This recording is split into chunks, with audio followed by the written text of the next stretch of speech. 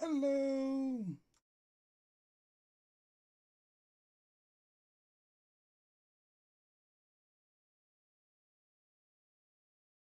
Working on it.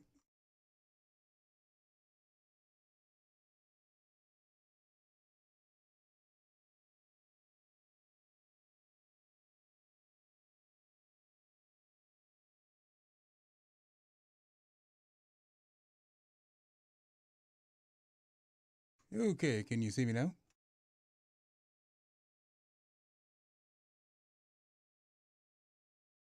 How's Wonk today? Oh, you are, something's wrong with your headset, man. You're not coming in loud or clear.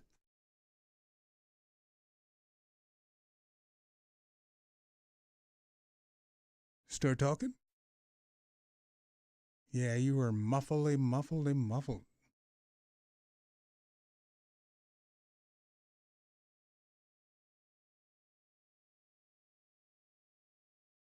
I don't know whether it's Discord or the microphone, but you are not coming through clear at all.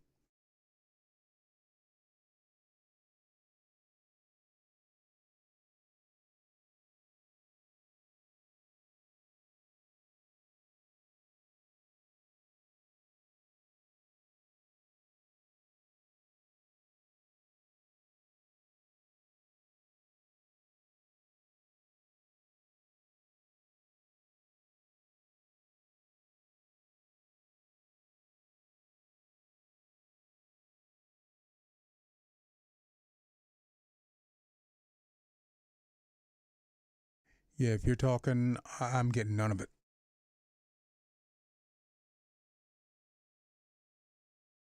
Okay, now you were better. Yes, it does.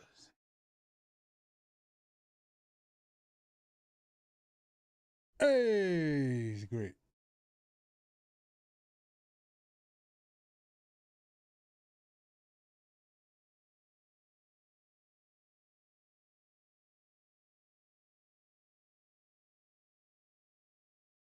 Oh no.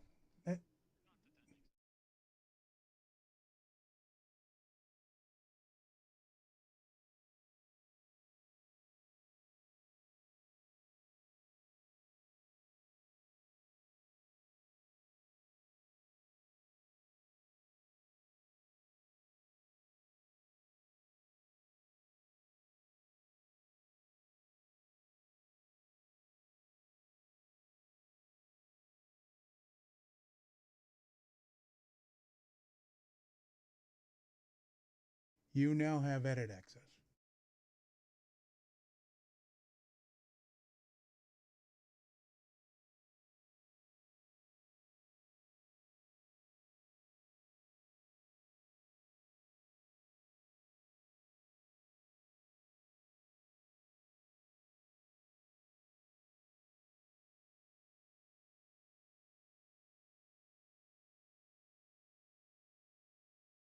I am ready when you are ready.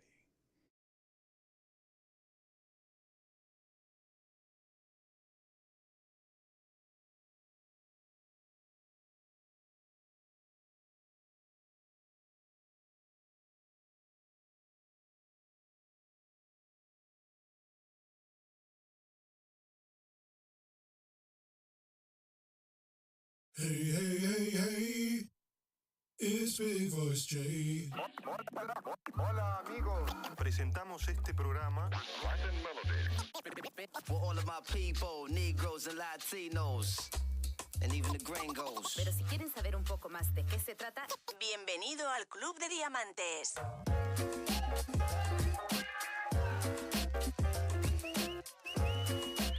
There we go. Buttons are being pushed right in that right order, in the right sequence. As far as I know, yeah. This is the BVJ show for August. Oh, man.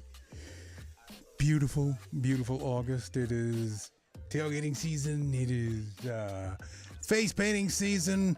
Most importantly, it is football season, and I've got Routing Walk in the building. Well, I thought I did. I thought you did. I'm Yeah, here. I thought I Can did. you hear me? I can hear you, but the people cannot see you, and that is on me. That is completely on me. Unfortunately, I'm broadcasting from the bottom of a well, and I forgot my key light. Oh, yeah. So it's just going to be this. And the guy that is in charge of the buttons decided, screw it. Here we go. Buttons? Buttons? Where we're going, we don't need no We don't stinking need buttons. the buttons. Also, yes, I was preoccupied today because we are also, oh, you idiot. What did I do? No, not me. Not me. No, not you. Not you. It's me. Okay. So here's the problem. Well, not a problem, but an opportunity. I will admit solution. this is my first time getting the "it's not you, it's me" from a guy. But go on. Yeah. Okay. Here's what I did. The stupid thing that I did. All right. We are now on YouTube. Yes. Yeah, we are. Hello, you. I think.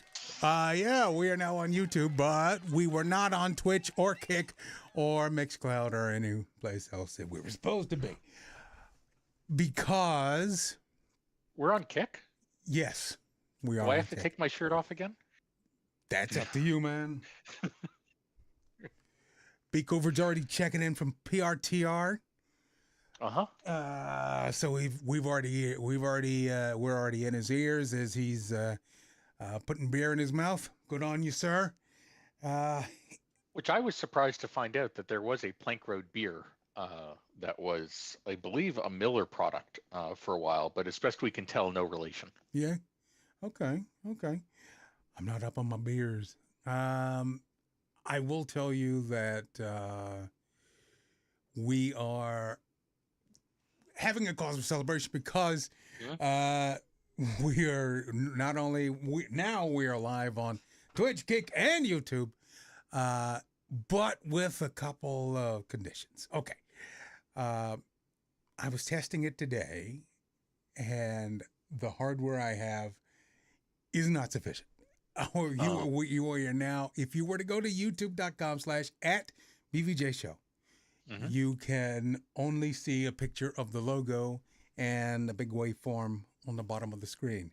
Why? Because YouTube is being fed by an old, beat up, busted up, cracked up Surface Pro tablet because that's all I had. The other computer I had has died, and I don't know what's wrong with it, and I don't wish to fix it. So I would like to get a hardware solution, a bigger hardware solution, but and that could be an all-in-one, that could be like a B-Link or something like that, because basically something powerful enough to get an NDI signal and push it out to YouTube. So if you just want an audio-only experience and you just want to stare at a golden microphone for 3 hours, you can go to YouTube. A second thing you're not going to hear on YouTube is you're not going to hear any music. No kidding. And when look, I've been broadcasting on YouTube before, playing mashups and on someone else's channel. And after the show was over, my friend says, yeah, YouTube sent me about 20 emails. So, yeah, we can't do that, but so, you can, it's weird. YouTube can host thousands of mashups, which is where we find these things, but we can't play them on YouTube. So there we are. Wait, what? You're finding them, so you're finding the songs on YouTube, but replaying them onto YouTube. You cannot do. You can't. That's YouTube refusing to do what needs to be done. I could go down that rabbit hole. I could go down that rant. I don't wish to do that. Because, there's, you can buy a license for it There's ways to do it. If you as long as a company comes to an agreement, buys a radio style blanket license, yeah, it'll work.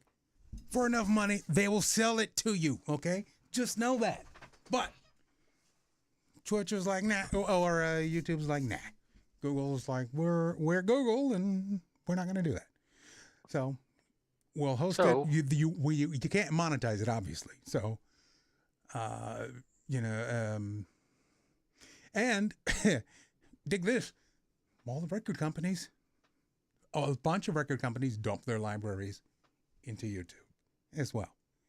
If you're looking for a song, just put the word topic on the end of it, on the end of your search query. Chances are the record company has put up just a static video with an album, with the album art, beautiful quality, because they're, obviously they own it. They're going to get monetized for it, which is all in good, which is what they should have been doing in the first place. Yeah. Yeah. You know what was interesting? I don't remember if we talked about this last week. While I was in Portugal, they still have MTV that plays music videos. Whoa. So they had an MTV channel. There were like 3 MTV channels. Yeah. And one of them just played music videos. No, music videos and commercials, and that was it. And for when what was it? Texas Hold'em came on. Oh yeah. There isn't a music video for it.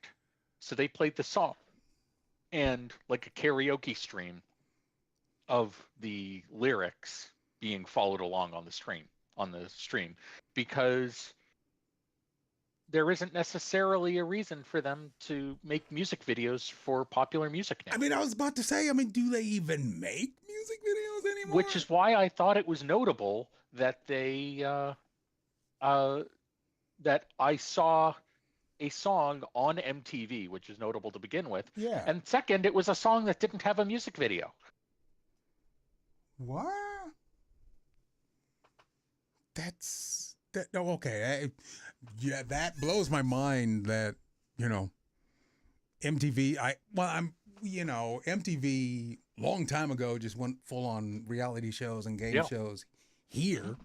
I would have thought they would have exported that out to, polluted the rest of the world with that stuff, but I think that they did. It's just it was one of the other MTV channels, and there was still enough people watching MTV music videos that they could have a channel on it.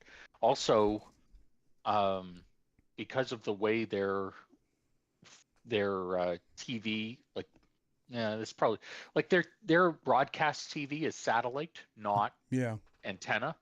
And so I was thinking it might be cheaper for them to just it might just be cheaper to run a TV station in Europe than it is in the United States. Which, now that I say that, blows my freaking mind. Put a puncher in the chat room is correcting me. You do realize we do watch new music videos at the movie party every month. Correct. Yeah. What channel are they airing on? They're not. They're not airing anywhere but on YouTube and the artists' websites. That's it. Well, I think MTV does have like a 1-hour show that they play a couple of times a week that is new music videos. It's only reality TV 166 hours a week. Oh, okay, good. Hey, do you remember the box music television you control? It started out as the TV jukebox. Just had a bunch of music videos, and I think it cost like $2.99 or $3.99. You would call the number, and when it wasn't playing a video, it was just scrolling just a table of contents, code, music video, artist. And eventually somebody would put a code in, and then it would play the thing. I did have, I never had that where I was, where I am. But I do watch a bunch of shows about old technology, and I do seem to remember an episode about channels like that. Yeah. Because in the UK, they have the big red button that is back, like a back channel on their normal TV station, like on their normal TV stations, like for not American Idol, but whatever the British version of like the original version of American Idol Pop was. Idol, I think it is. Yeah, that sounds right. That they could press a button on their remote to vote on their remote rather than having to call in and pay text messaging rates and. I mean, they're already paying for the television anyway. I mean, may as well. You're already paying for whatever innovation that they have, and to their credit, the BBC has done a lot of technical wizardry. They do have some good engineers there. When I Googled for TV jukebox, I got an LG product that is a jukebox with a TV in it, and then Wikipedia on the box American TV channel, and then did you mean Jackbox.tv? No, the second one is what you said. That's the one I'm talking about. Yeah. It was strangely compelling. And it was owned by MTV. So really? I guess that would be CBS now. Paramount division is ovary. But Paramount announced that they're shutting, like as part of the Paramount CBS merger, they're shutting down all Paramount TV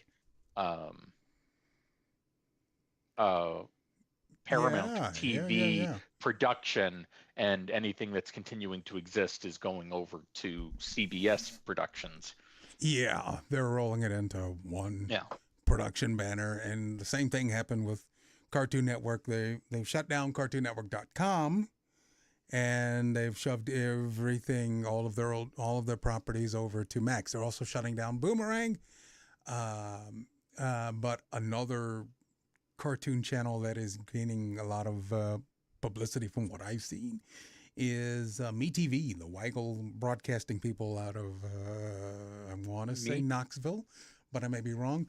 Weigel Broadcasting is negotiating with a bunch of the old guard, including Warner Brothers, to get restored HD versions of classic cartoons like Bugs Bunny, Speed Racer, Flintstones, Jetsons, and they look really good.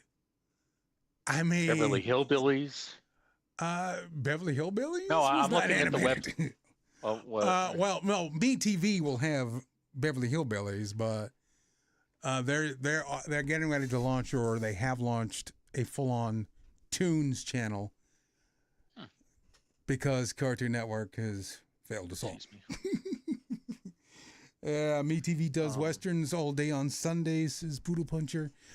You know what? Out of all the television that I've ever watched, never got into Westerns. Me neither. Yeah. But my father-in-law is really into Westerns, and because there are so many Westerns that are old enough that they're out of copyright, there's a bunch of free channels online that just play old Western movies. That's true. I'm trying to figure out.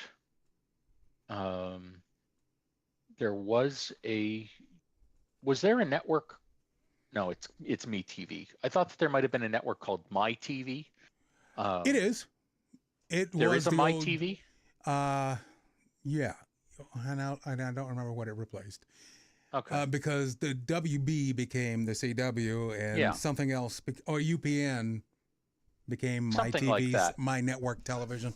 Something like that. Very, very weird. Let us pause to thank Captain Jack, who also subscribed. Good for you. I thank you, sir. Oh, there is also a MyTV. Yes. Okay. I came up when Gunsmoke was syndicated. I never saw it new. I wasn't around when it was new. Okay, yeah. UPN became the WB, which one of the things that I will always miss is the singing frog, even though Aaron Spelling, the head of the network at the time, hated it.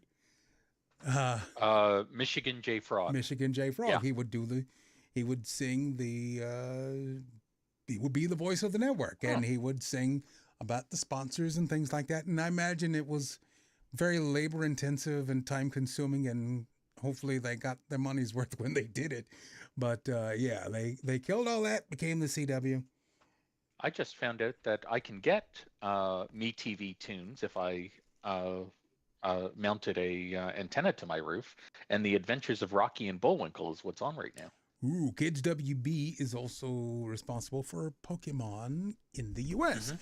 When speaking of Pokemon, they're getting their own channel. The first 22 seasons of Pokemon is getting their own fast channel. I would imagine it will show up on Roku or Pluto because once people started getting a hold of fast or free ad-supported television, free ad-supported streaming television, they never look back. I mean, heck, you could start your own fast channel with the API that Roku gives you. You just got to build an app and have a content delivery network, and there's a bunch of other things, but yeah. Sorry, does Roku provide the content? No, you provide the content. Yeah, I need to provide the content, and then can just and they will provide the platform. So if you look in the text of our chat, you mentioned about you looking for a hardware device. Yes. A hardware solution. So this is a box from a company that I've purchased from before called TBS, no relation. Yeah. And so what they make are H.264 and H.265 encoder hardware for places like hotels to take in a cable box and then rebroadcast it out to all of their rooms. Ooh, you want to hear something over weird? IP? You want to hear something wild? Yeah. Okay. You know, I used to work at a cable company, right? The cable company here, long time ago, and the guy that I worked with was one of the technicians, and he literally built his own cable system inside of his house. I've been working on that for a long time, and I've never gotten it quite where I wanted it. Change the lineup just like he likes it. Sends it out to all the TVs and it's well. Oh God, not only that, crazy. what I want is all the shows that I have saved. I want them in a grid.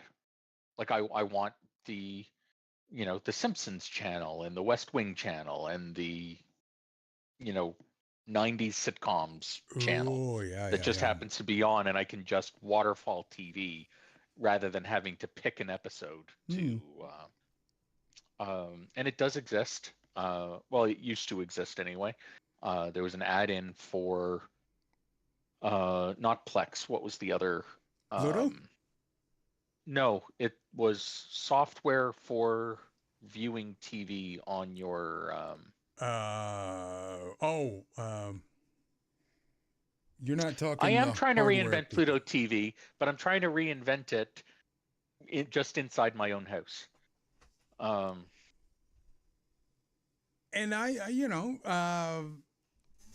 you ask anybody that has a home theater set up, that's what they want to do. Yeah.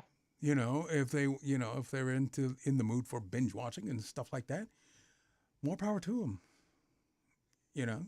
Especially now that college football is kicked off, you're going to have a bunch of games going on at the same time, and I hadn't even thought about multi-viewing. Oh yeah, I don't think ESPN is offering that yet, or if they are, how much they're going to charge for it. But you could theoretically piece together some sort of solution that will have 4 different feeds of ESPN.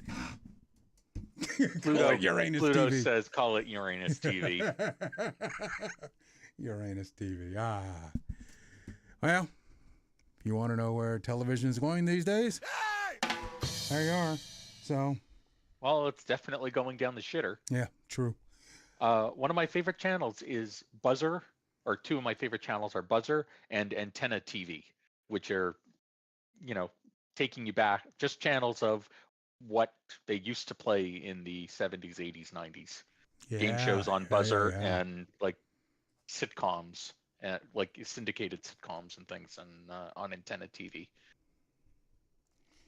Antenna TV and MeTV are the same company. Yeah. And my TV is something else, but completely different. Yeah. This is still this can't is figure out fascinating. what that. But it was software only, right? It It wasn't was software and software. hardware. It was software. It had a server that ran only on Linux. I'm out. Yeah. I do not remember that. How old was it? Was it still being made, or? I think it's still being made now. That it Pluto? Not Pluto. Poodle. Any ideas? I People don't are know. saying Jellyfin and You said Linux, so that was the off ramp Linux for me. So TV server. I How stopped to paying build a media attention to server. Linux after I installed it once.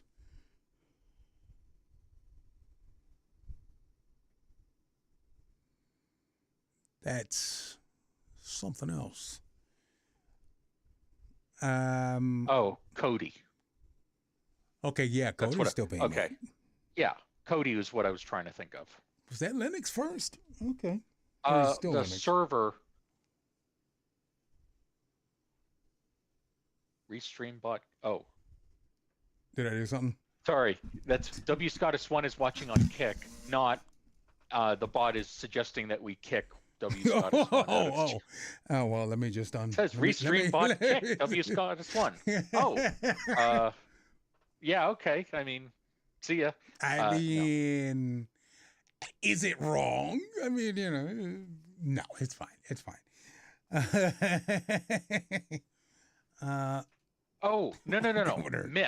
Myth is what I was trying to think Myth of. TV. Myth Now, that TV. one I haven't heard in a good long while.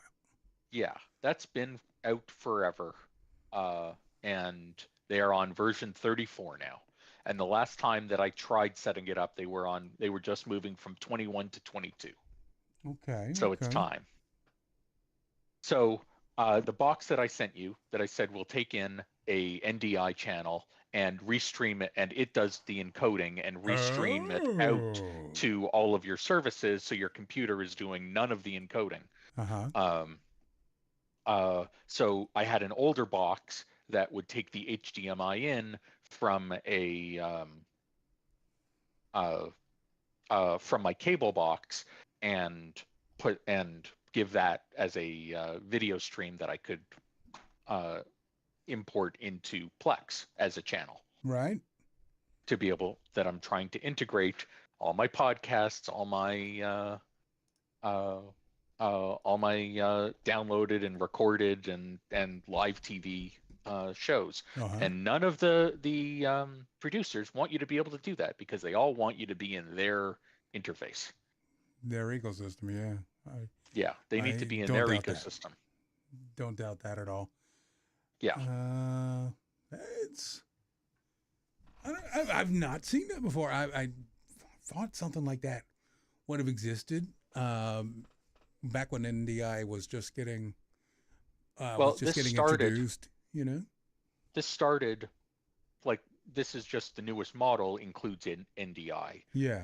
Like the one that I had didn't include NDI, just took HDMI in, and before that they had ones that took SDI in, and just keeps getting better. And when you're talking about doing something in software on another computer, or $250 for a piece of hardware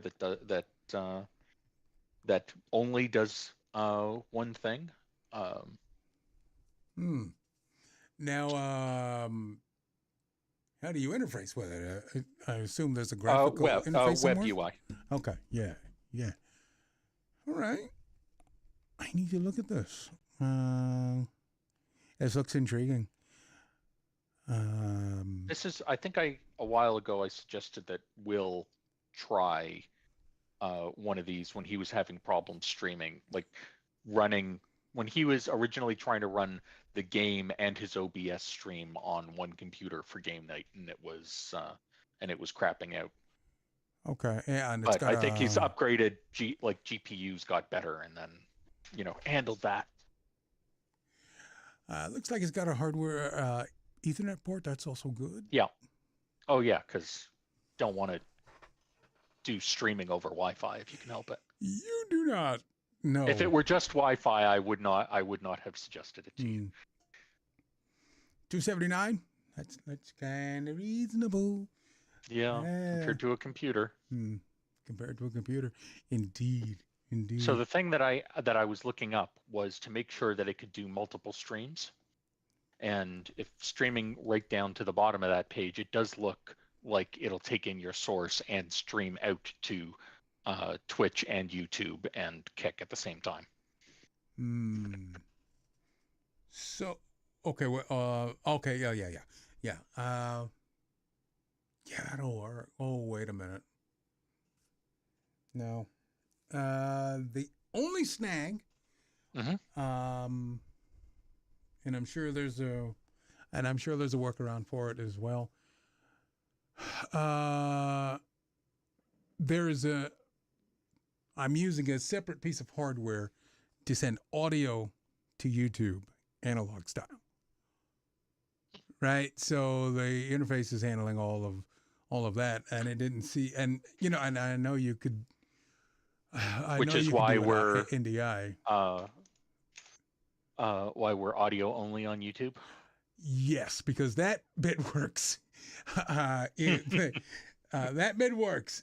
This little Surface Pro tablet only produces choppy video, and it would not be a good experience for anybody. So I figure you may as well just look at a static image and a bouncing waveform at the very bottom of it, as opposed to a series of photos. It's not good. It's not good. And I wasn't expecting it. But it's a process. It's Wi-Fi. B, it's an old computer. C, it's running Windows 10. So No. If you said C, it's running Windows 11, then I'm with you on that. Yeah, but it's like it's going to run better on Windows 10 than Windows 11. It's going to run better on Windows 7 than Windows 10. Yeah, there's just something to placate the Apple people out there.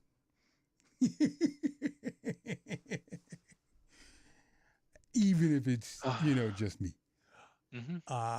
So here's what we're gonna do.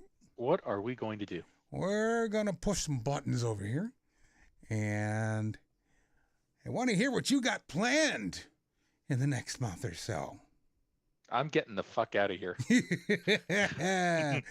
Well, don't make any dumb decisions while we're at it. Otherwise, you'll end up here and you'll be talking about yourself. It is the August edition and the summer edition of the BVJ show.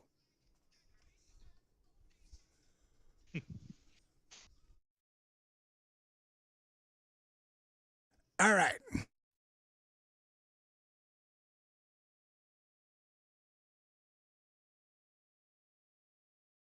We'll talk about TwitchCon next.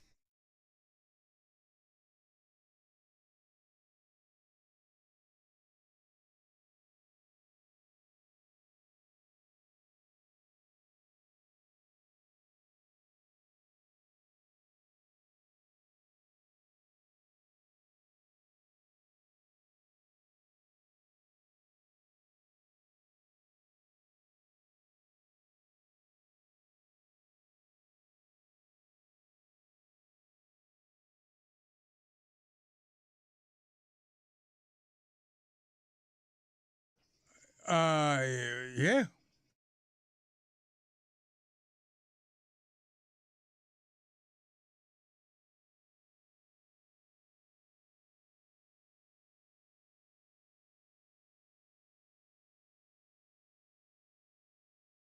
Ooh. Yeah. When I switched to fiber, I got DirecTV.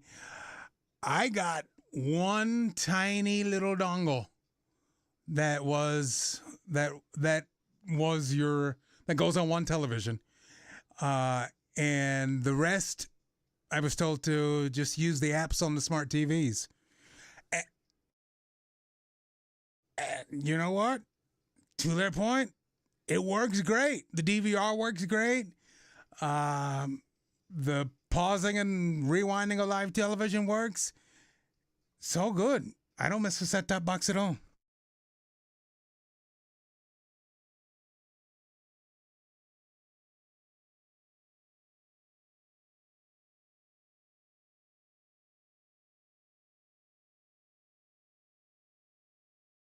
Yeah, yeah.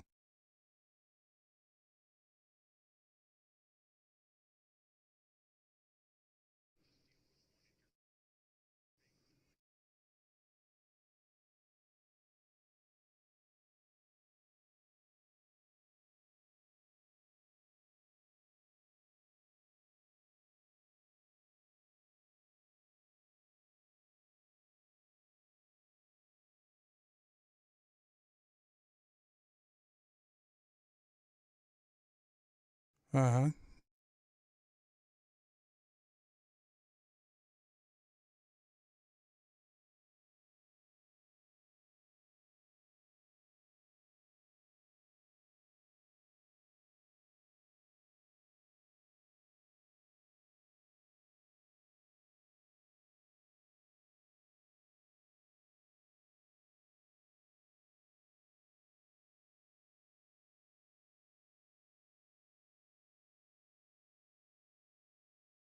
Mm-hmm. Mm-hmm. Yeah, nothing wrong with that.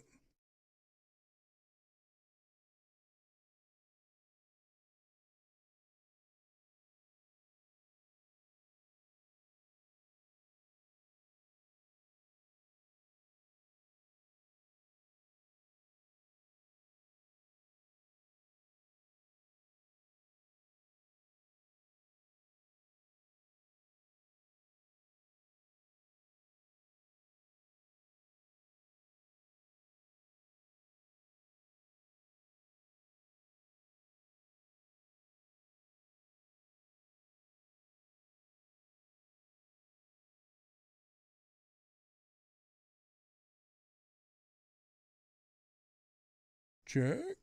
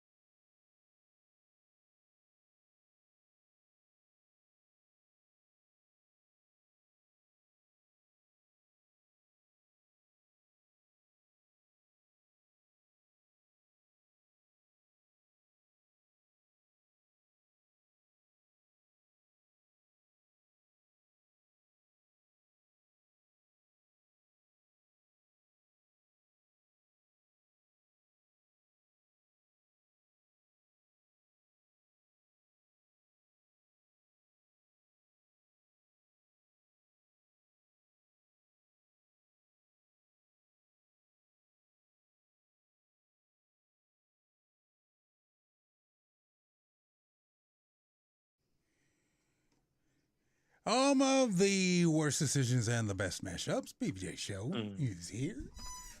But Wonk, you're soon not going to be here. Yeah, I'm going to San Diego in just under a month for TwitchCon, which is one that I haven't been to yet. TwitchCon. Yeah. Before you go into it, let's thank W. Scottus One for subscribing for, what is that, 67 months in a row? Good Lord. I know. What are we doing? What are we doing? This one's on you. I haven't been doing this for 67 months. Yeah. Well, this one's me. all your fault. It's the problem. I'm the problem. It's me. Yeah. So I could go out for high tea. Yeah. TwitchCon. I've never been.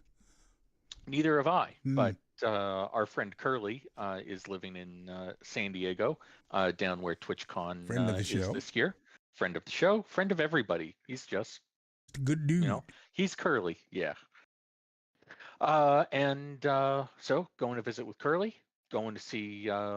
Cons are good excuses to get together with online communities that you don't. I feared for my life a little bit the first time that I went to Turtle Days, because we're going out we're meeting people off the internet, in the middle of fucking nowhere. In the middle of nowhere, Indiana. Yes, exactly. I get that. But I had been to the night attack at Austin? No, not at Austin. This was before in Atlanta at DragonCon. Oh yeah. And so I had already, been to the convention and shared a hotel room with two of the guys that were going to be there. I'm still alive. I still have all my parts. You picked a big convention to go to too. Oh, yeah, DragonCon. Yeah, and when we went to DragonCon, I think we slept. And the chat can, some people in the chat can correct me. I think we were 5 in a room with 2 beds for first, because it was just everything nearby the convention center was sold out. Second, because when the convention comes to town, the rates for the hotel rooms just shoot through the roof. If you were to do it again, would you grab everybody in Turtle Days it style? It just, everybody chip on an Airbnb and just hoof it back and forth, or do you really want to stay at the hotel? No, I really want to, if I could stay at the convention hotel and just take the elevator down. I feel like going to a convention is like going to Disney World. You want to be as close as you can. So, if you can be close enough that you can go back to the room and take a nap in the middle of the afternoon and then go head back out. Never discount the power of a good nap. Yeah. And naps are important. The closer your bed, the closer your hotel room is to that, the better. I was suggesting an Airbnb just to get away. You know? And to have the space to spread out, everybody has their own bedroom. You get your own pool, granted. Yeah. You get to get it, and I get what that. have you. But if you're if you're at the Marriott at DragonCon, then everybody then it's a totally different experience that you can just I'm going up to my room. I'll see you in a couple of hours. Oh, we can, we could just head up to the room and get away from everything, and then recharge and get back down. And of course, that's where you keep all the beverages. Yes, because the bars raise. I don't know if bars raise their prices, but they're pretty high to begin with, because you gotta pay the convention visitors taxes and such. But it's a bunch of geeks who drank. Maybe shout we out to kick it geeks up who a drink. buck. Yes, big shout out to geeks who drink. Maybe we kick it up a buck. Yeah.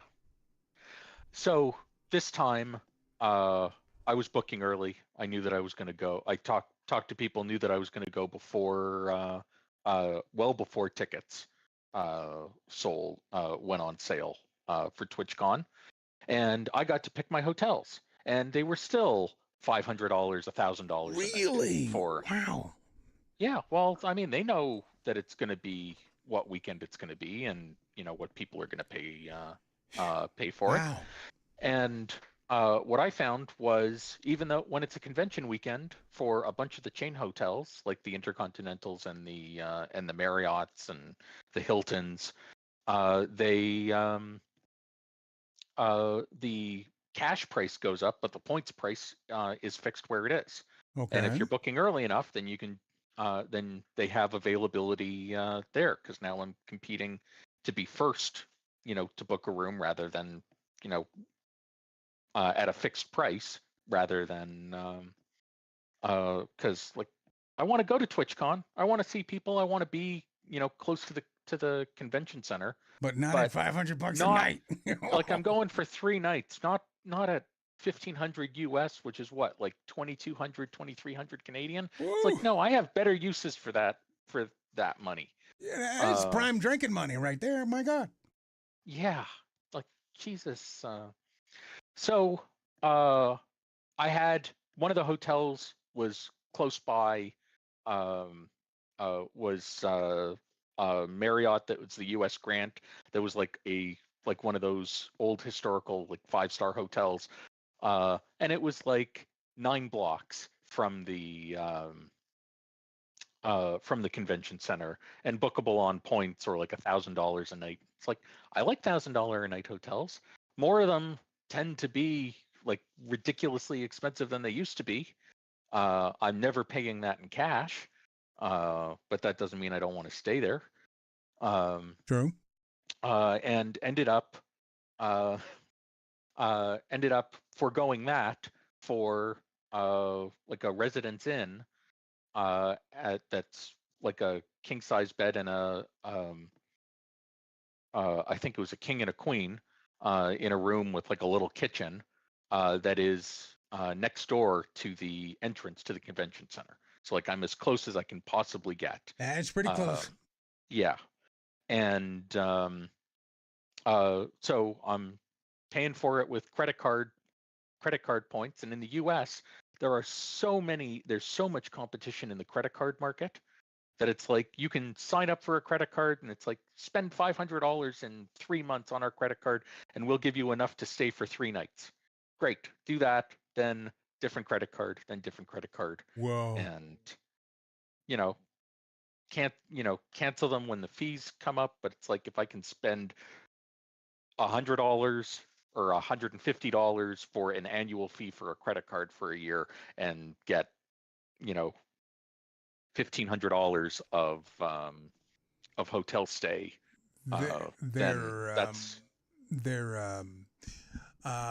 there are YouTubers out there, fellow Tennesseans, Kara and Nate. They have traveled across the world, and obviously one of the questions they get is, how do you do that? And they did a video, I think about two and a half years ago, discussing just that, by using credit cards with points. It helps them to get upgrades. It helps them get into lounges, get into hotels, things like that. I mean, you could travel. If you play it right, you could do a lot of traveling without spending $1 on that.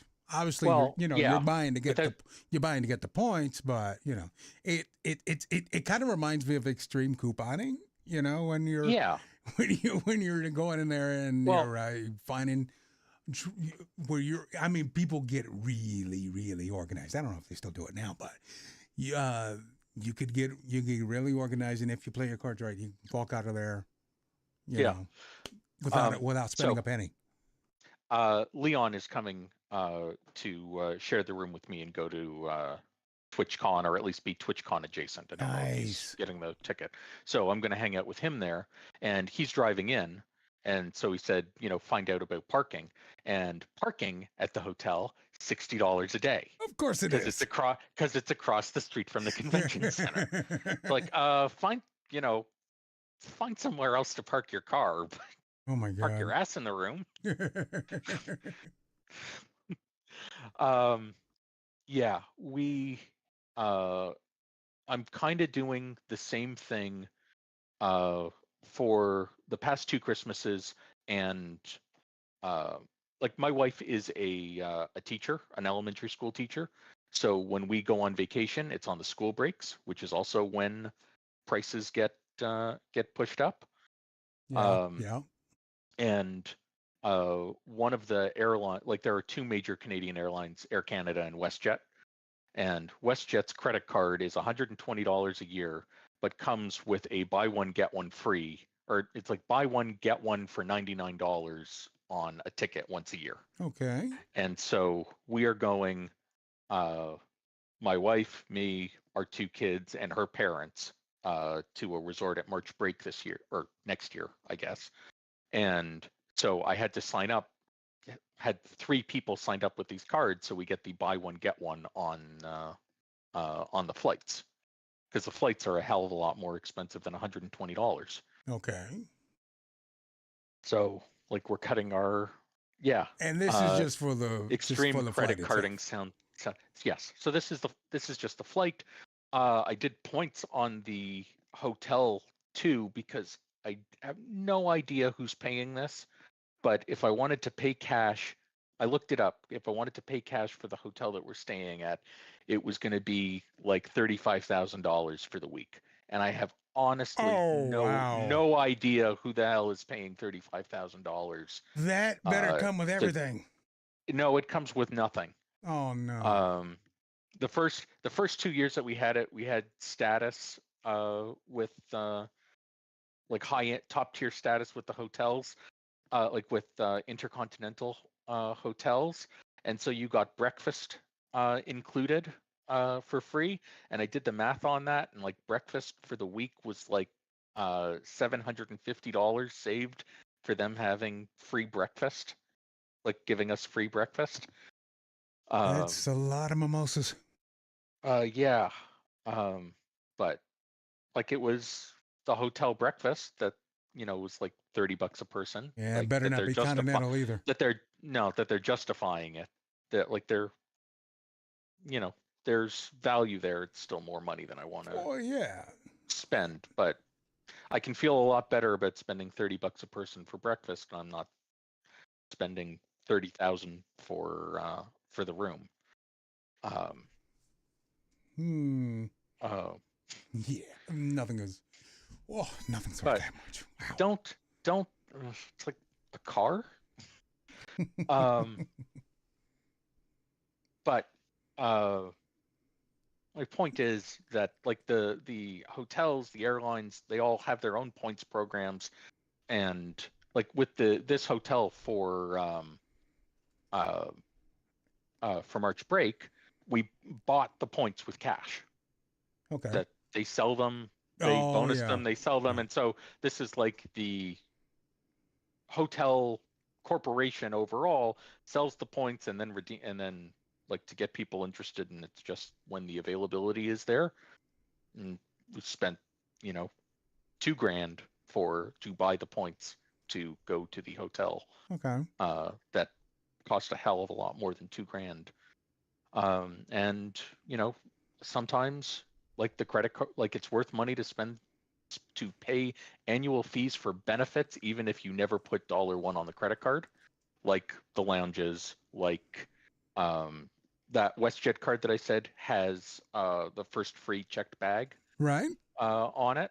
And so we're traveling with kids. We're definitely going to check check bags. And if you have to pay for the bag, they're charging $40 a bag each way, so $80 a bag.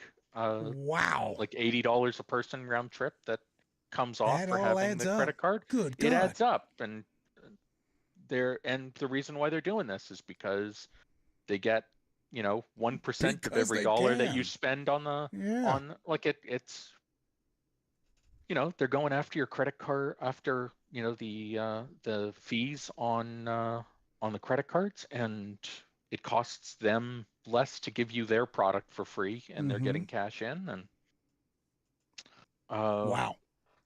So like when prices go high, look for I'm always looking for something other than cash to True. spend on travel rather than not doing it until I can afford it. Yeah. So are you looking forward to attending TwitchCon or just I am. I've got hanging out? Well, I'm looking forward to hanging out with the people. I've got some friends that are uh,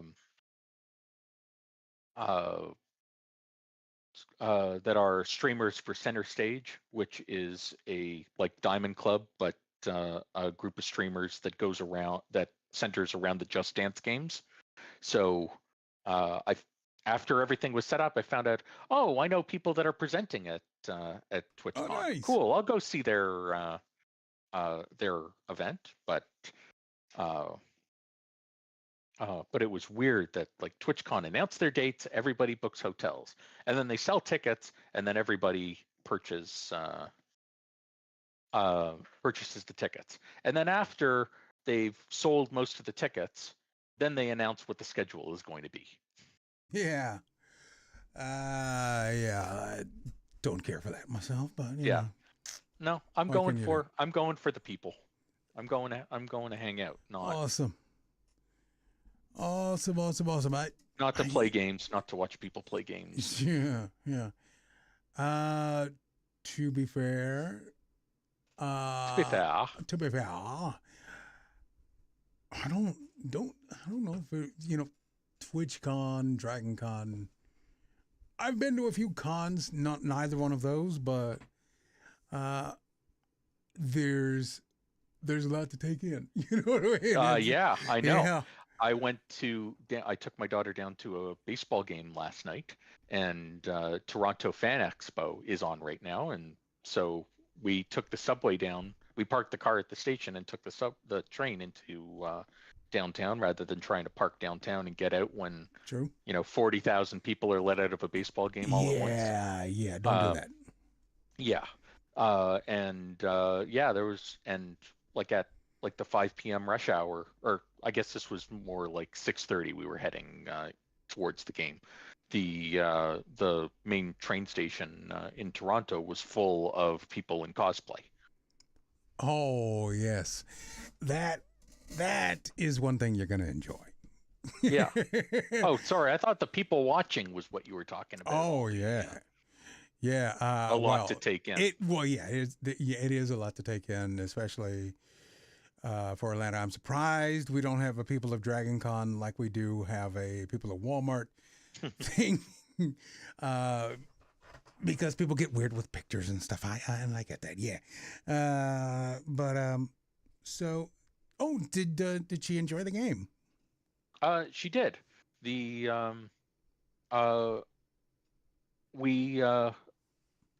reason why we went was because we were invited to a box. Nice. Fancy schmancy. That's the first time I'd ever been in a box at a baseball game. Oh yeah. And we, sat and watched the game and just absolutely stuffed ourselves with junk food. It is a known scientific fact that sweet food has 0 calories. So you can do, you can do what you want. Do all the damage you want. Have a couple hot dogs, put popcorn on your hot dogs, followed by popcorn, and then the dessert trolley came around. They had like a ice cream cart that stopped at each box at some point during the game, and so about middle of the 4th inning, it came to ours, and it's just okay. So here are like boxes of candy and tiramisu, and I took one photo that maybe I should send you so you can see. It was a chocolate covered strawberry, but covered in edible blue glitter. Team colors? Yeah, team colors. Yeah, love that. Also, the vanilla ice cream was blue for the Blue Jays. Of course. Yeah. Real Andrew Mays is making himself known in the chat room. Hello, Florida man. Hello. Hey, Andrew. But yeah. Oh, yeah, at the magical place. He finally made it out to the parks. Ah, good for you. Good. But it's awesome. So yes, we plus got one on... for luxury boxes, sweet boxes, press boxes, media boxes, all the boxes. Give them to me. And Poodle says edible glitter is called sprinkles. Sprinkles? No, not sprinkles. Sprinkles are something else. Well, you could copyright sprinkles. Sprinkles-y what? Sprickens a Deutsch. That's what it is. Sprecken. Okay. Yeah. Andrew's ears are burning about when he was talking about Florida. We do have a Florida story that's kind of wild. We always have a Florida story. Do we have a Florida segment? We do. Oh, yeah. Yeah. Oh, he did misspell it. Sprinkles. Oh, he did sprinkles. No. Okay. Hold on. Well, let's keep now this depending going, on where but you're going, no, depending on where you are, sprinkles could be called Jimmy's. I heard that. I thought Jimmy's are bigger. That's what I'm talking about. Big sprinkles like on ice cream. They're not called sprinkles up north. They're called Jimmy's, which is a dumb name. Fight me, you know.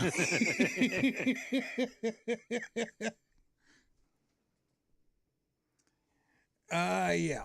Andrew says a lot of the Florida stories happen where he is. No, no, where he happens to drive by.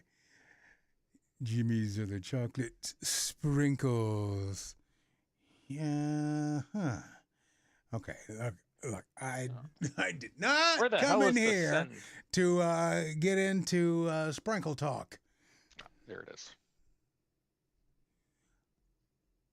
Happily ever after, says Andrew Mays, as he's firmly ensconced in his wherever he is in the park. He's firmly ensconced in his happy ever after. Yeah. With all the Jimmies he wants. Rainbow or otherwise. Chocolate. Licorice. Says he's ready to begin. I give it that. Heck yeah. There it is. Ah.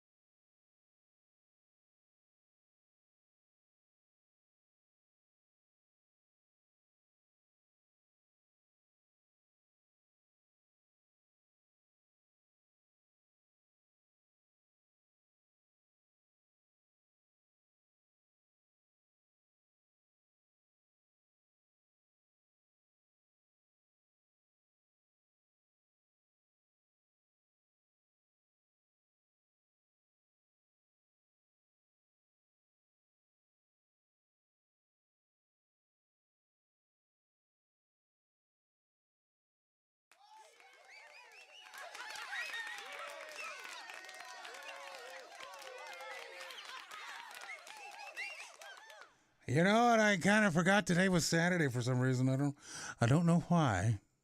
And how the heck did you show up here? I You don't. just here every night, just in case. Just practicing till we go live. If you don't practice the apparatus, you won't get better, right?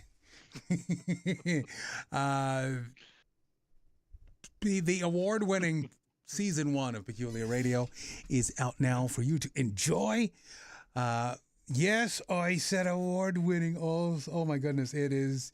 It won a lot of stuff. The Atlanta Fringe Audio's Critics' Choice Award. Also tied with category honors for Best Sound and Musical Effects, Best Writing, and Best Mixing. As a member of the sound team who is known to press the wrong buttons around here, that makes me feel real good. You know what I mean? The last half of the season was what got me home from Portugal on the plane. Oh, yeah? Nice. Yep, just one episode after another. Oh, cool. Very cool. Go to peculiarradio.com. It's everywhere. It's even on YouTube, So I found this out. If someone, kicks it old school with set-top boxes, most of the time the set-top boxes have got Spotify, iHeart, Pandora, even YouTube on it. You just speak it into your microphone. Hey, play Peculiar Radio. And it pulls it up. So there ain't no reason. Good luck. You're Good not luck listening getting Peculiar Radio when you ask your box for to play Peculiar Radio. But yeah, that's nothing. That's just the box. The box. How about we Mm-hmm. mine the internet for some knowledge, shall we? I need to ask. I need to mine you for some knowledge. Sure. Just for one question before that. You said season 1. Is that one of 2 plus? Maybe something. Look, don't potentially? tell nobody I said this, but season 2 is in the works. Stop Season my 2 is in beating the heart. works. Yes. There might even be some bonus content floating out there. You know what I'm saying? It just You do have the most bonus content of any show I subscribe to. we aim to please. We're happy to put the show out. It's world creating. yeah. You've got your story, and then it's like every episode you have a bonus episode that is just creating the world of the town around around our main plot line, our A story. Plus, this is one of those that has crew all over the world. Really? Yes. We're not all in some office like in New York or anything like that. Everybody meets on Zoom or Google Meet. Mm-hmm. And that's how they do the recording sessions. That's how they do the live directs. That's how they do the writing sessions. Everything. 100% remote. Everybody is cross-training on stuff. And it's been a real learning experience. I mean, really fun. Yeah. Okay. Now we can mine the internet for some knowledge, for some other knowledge now that I know that I have something to look forward to in the near to mid future. Yes. Now, this might be a stupid question, but I don't think so. All right. What shit are you too old for? Ooh. Let's put it on screen. There we go. Yeah. I really enjoyed the top comment, which is what shit? Oh, sorry for the audio listeners. You just gestured to the world around me. I am Top done comment. with all of this. What shit are you too old for? Gestures broadly. You right over here. Yeah, that's it. Oh goodness, what am I too old for? I would say just the game playing. I never was, not in video games, but game playing in real life. I was never the corporate guy trying to advance up the ladder. I was happy where I was. Didn't hurt that I was the highest paid dude where I was, but Well, I can't make them do anything else. You had skills that you needed to. The thing is, you were the highest paid dude where you were because you had the skills that they needed to keep you as long as they could, and well, that ended at some point. But and you handle the money. They, you don't mess with that. You don't get too many times to screw that up. You know what I mean? Mm. How about I see a lot of playing games in relationships. The people saying what they think is going to get them the result that they want. These unspoken rules and such. Yeah. Oh. Well, no. Well, yeah. I guess it's not what I was thinking of, but yeah, the don't call for 2 days after a first date, or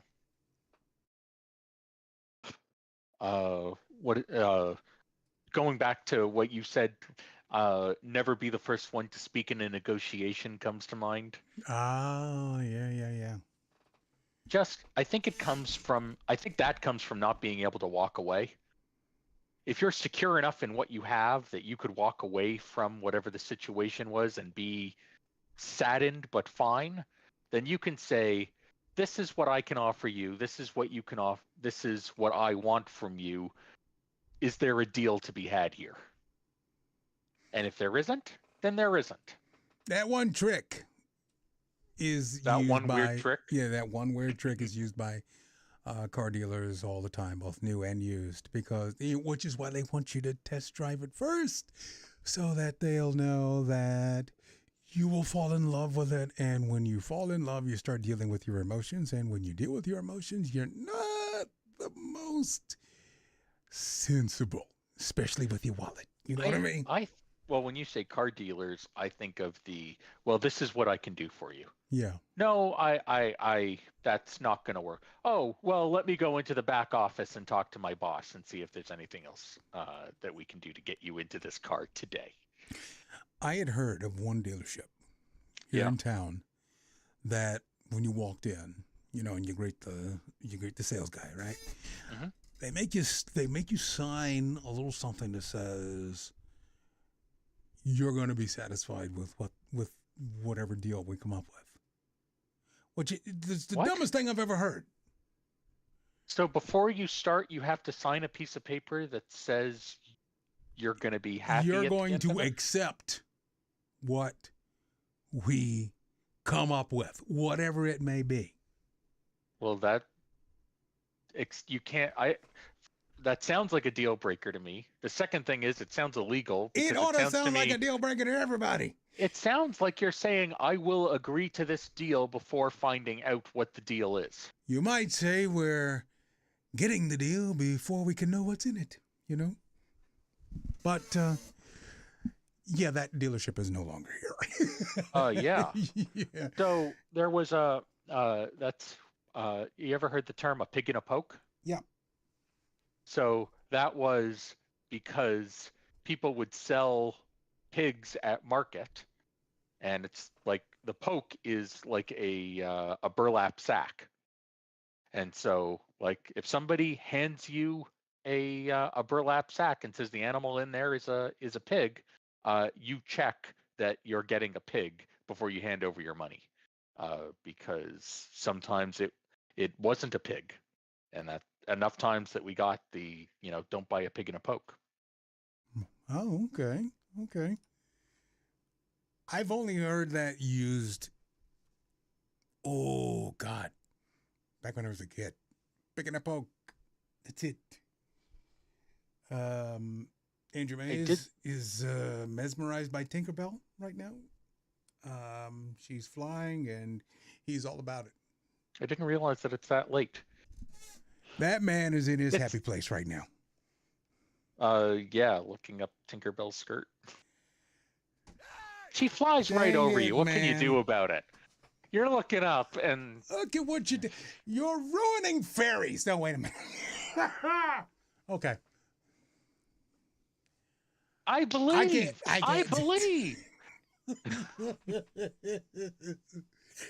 I believe I can touch the sky. No. Sorry, what guy are you touching? Hey, look, man. Disney will do what Disney will do. Excuse me Apparently. while I kiss this guy. Dun-dun-dun, dun-dun. Apparently, fairy dust will make you do some things. Fairy dust is PCP, right? Yes, of course. Yeah. I forget the names for these things. You need more Florida in your life. What else are people sick of? Getting drunk and hungover the next day? You know, there's a lot of hungover people right about now. Yeah. Why? Dublin, Ireland. Oh, 'cause it's the morning. Florida State and Georgia Tech had their week 0 college football game, which was huge and it was a barn burner. And I won't spoil it in case anybody's taped it. Our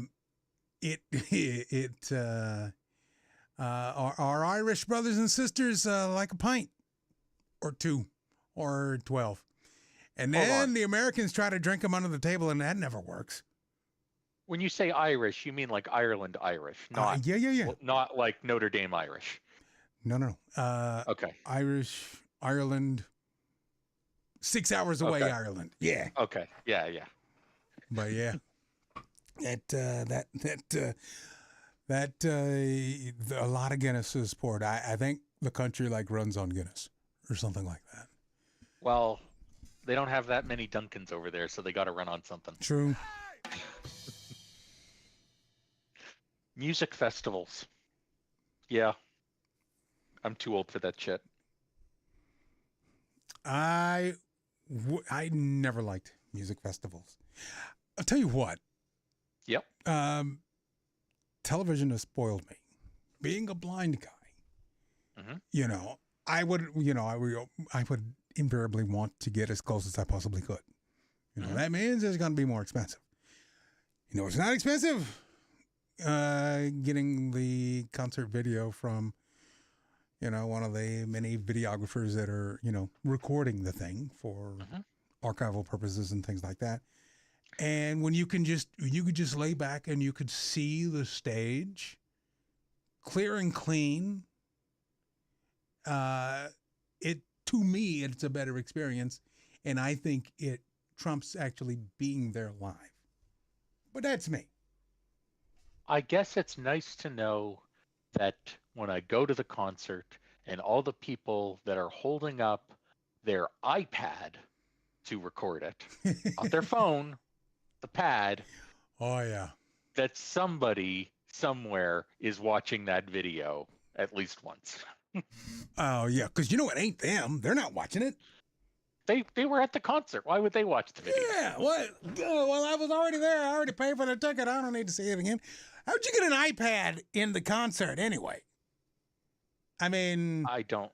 Well, no, concerts I don't think have problems with it. I thought a bunch of stadiums were instituting the clear bag policy. Or, you couldn't carry anything that would comfortably hold an iPad in that. Or you've got really big pants. A sorry, I was going to say Utilikilt, but no, the Scott E-Vest pants. Oh, okay. Because you could fit an iPad you could fit an iPad in a jacket, right? You just need a big enough pocket for it. Says I should come with him to the Taylor Swift concert. Well, she's not in Europe, and those are the only places that I heard that people were getting decently priced tickets to Taylor Swift. True. Leonimus says they had to fit in a transparent handheld bag. I'm not familiar with the transparent bag thing. What I thought you were talking about was the electronics bags. Like when I've gone to stand-up comedy once, because I wouldn't do it again. I saw John Mulaney in a stadium concert. Okay. And they took all of my electronics and put it in a little bag that was magnetically sealed until until he left to make sure that it was impossible to record it because, a music concert, you could want to hear that song again. A comedy concert, jokes are not as funny the second time that you've heard them. And they probably want you to wait for the special. Yeah.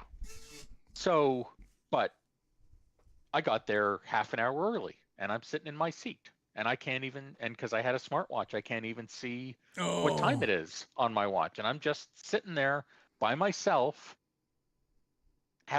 slowly having a panic attack because I'm totally disconnected from everything, except I can feel notifications vibrating on my phone, but I have no idea if they're important or not. Oops. Wait. It's like, okay, got it. Once comedians are I like going to comedy, but once they're popular enough that they're at a stadium, I can't go anymore. Yeah, I think I don't think this is, I have heard that comics will go to smaller venues like clubs and stuff to work on new material without, before they go on the road and stuff. And they really don't want people recording there either because, they're using half-baked material. The joke may not work.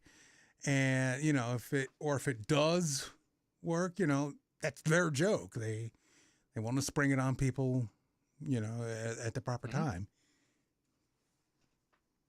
But yeah, it's getting a lot easier to tape stuff, and people don't like it. Well, it wasn't necessarily a positive improvement to society. Leon says the good comedy clubs don't do it in NYC.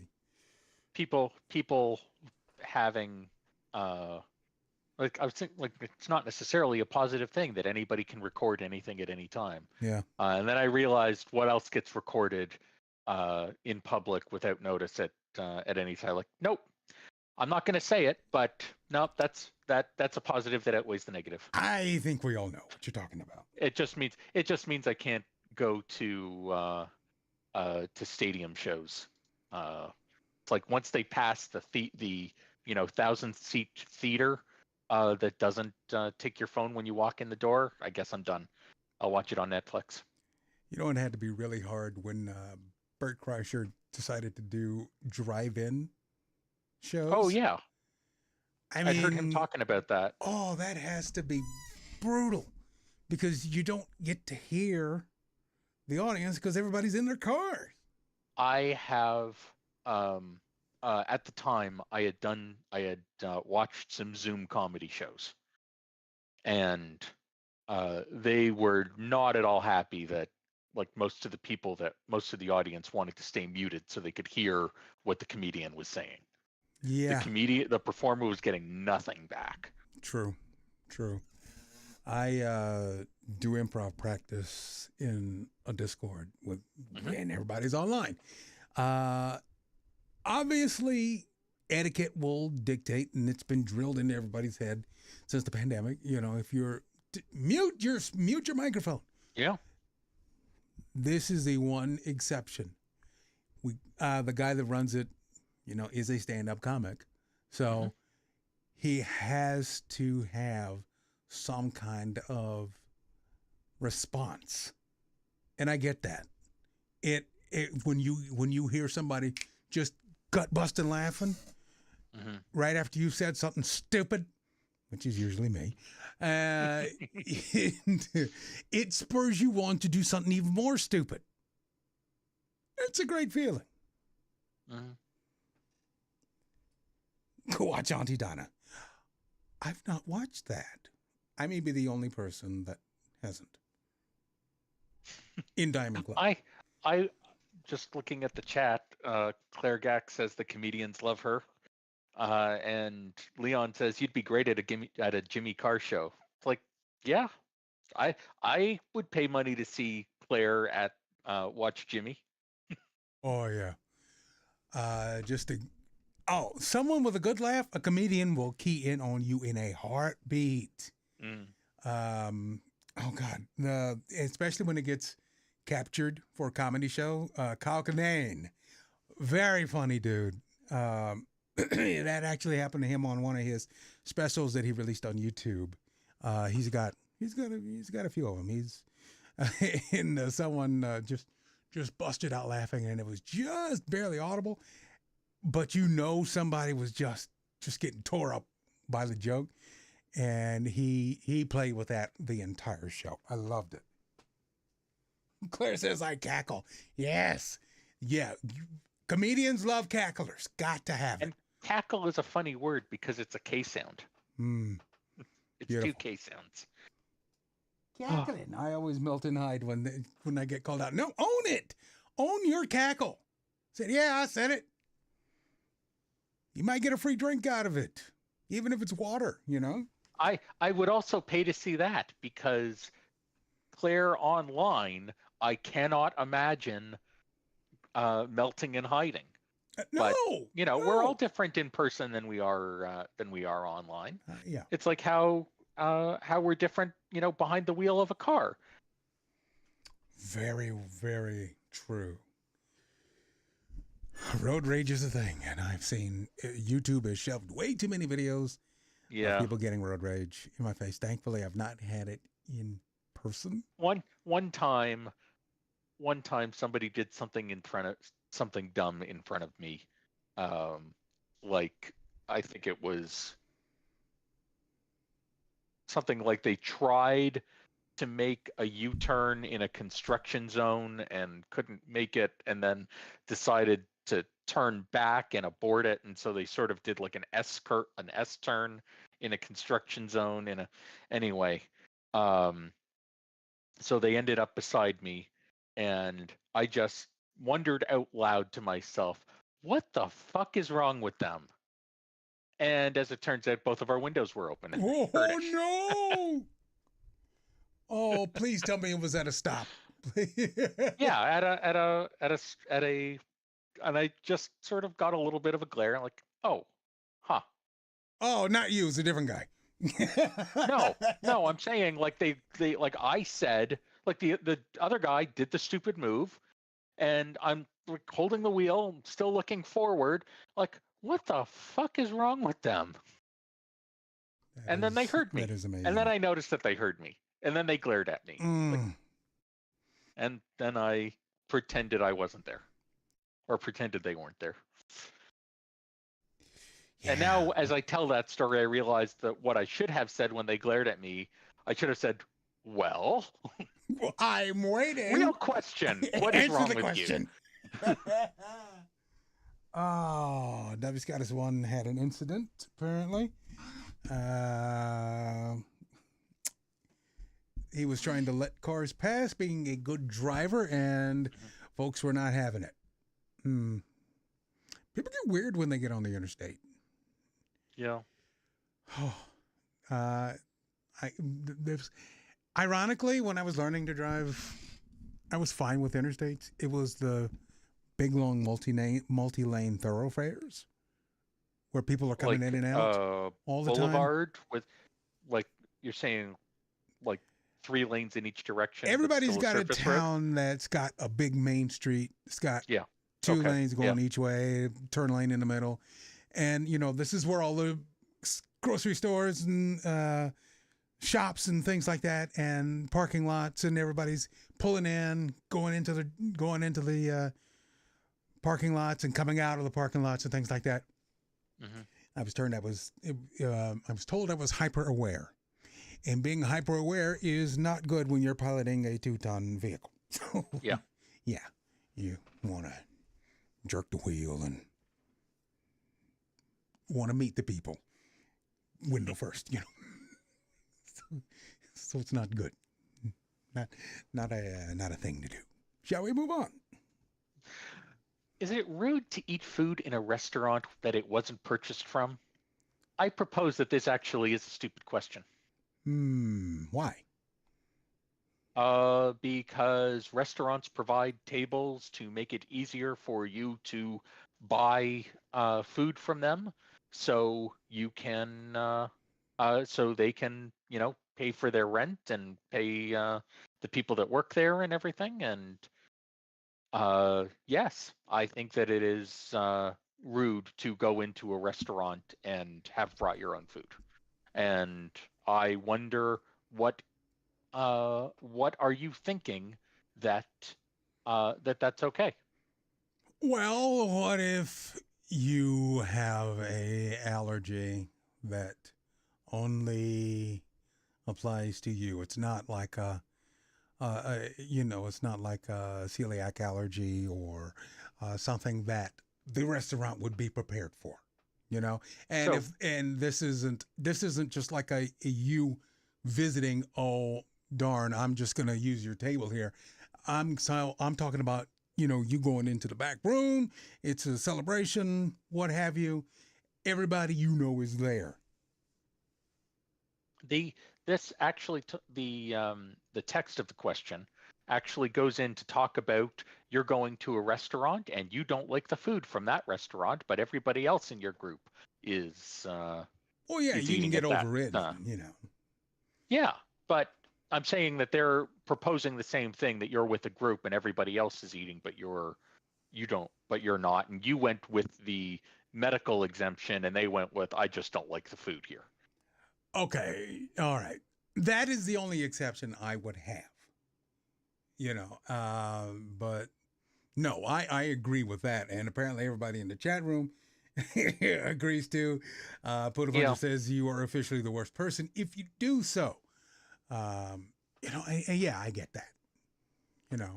But hey, some people can't handle Nashville hot chicken. Yeah. Would wonder why they're and at does Bolton's that mean in the that first they place, should but, and does that mean that they should deprive their friends of the Nashville hot chicken? Absolutely not.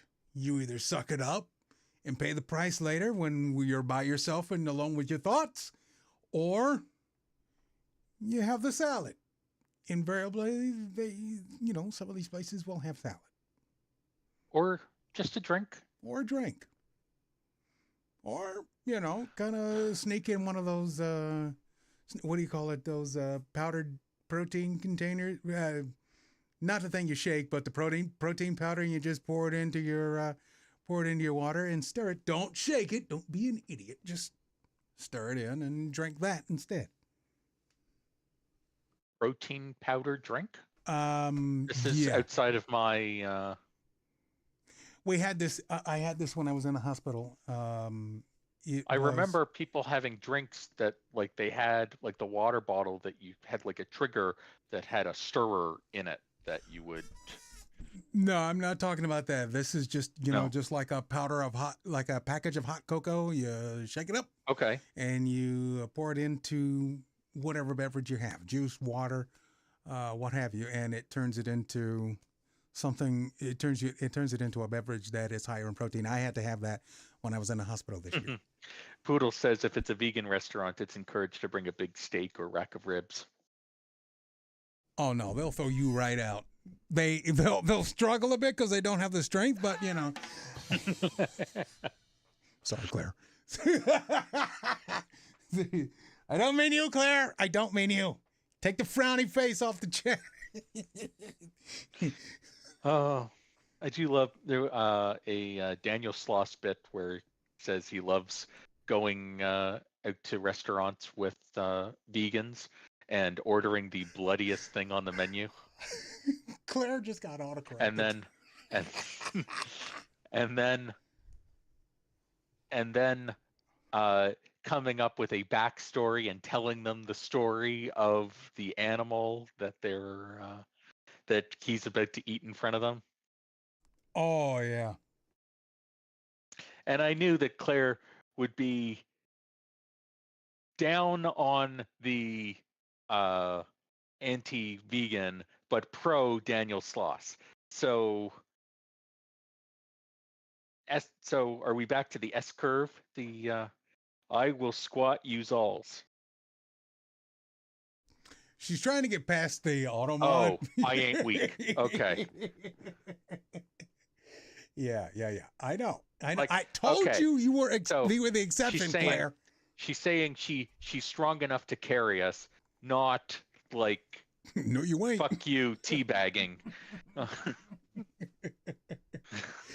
right, now. When you said I will squat you, I did not know if I was above you or below you at the time that you were doing the squats. That's a negotiation. That's where we are now. So, I guess that would depend on how Matsy is. Angry clear gack noises.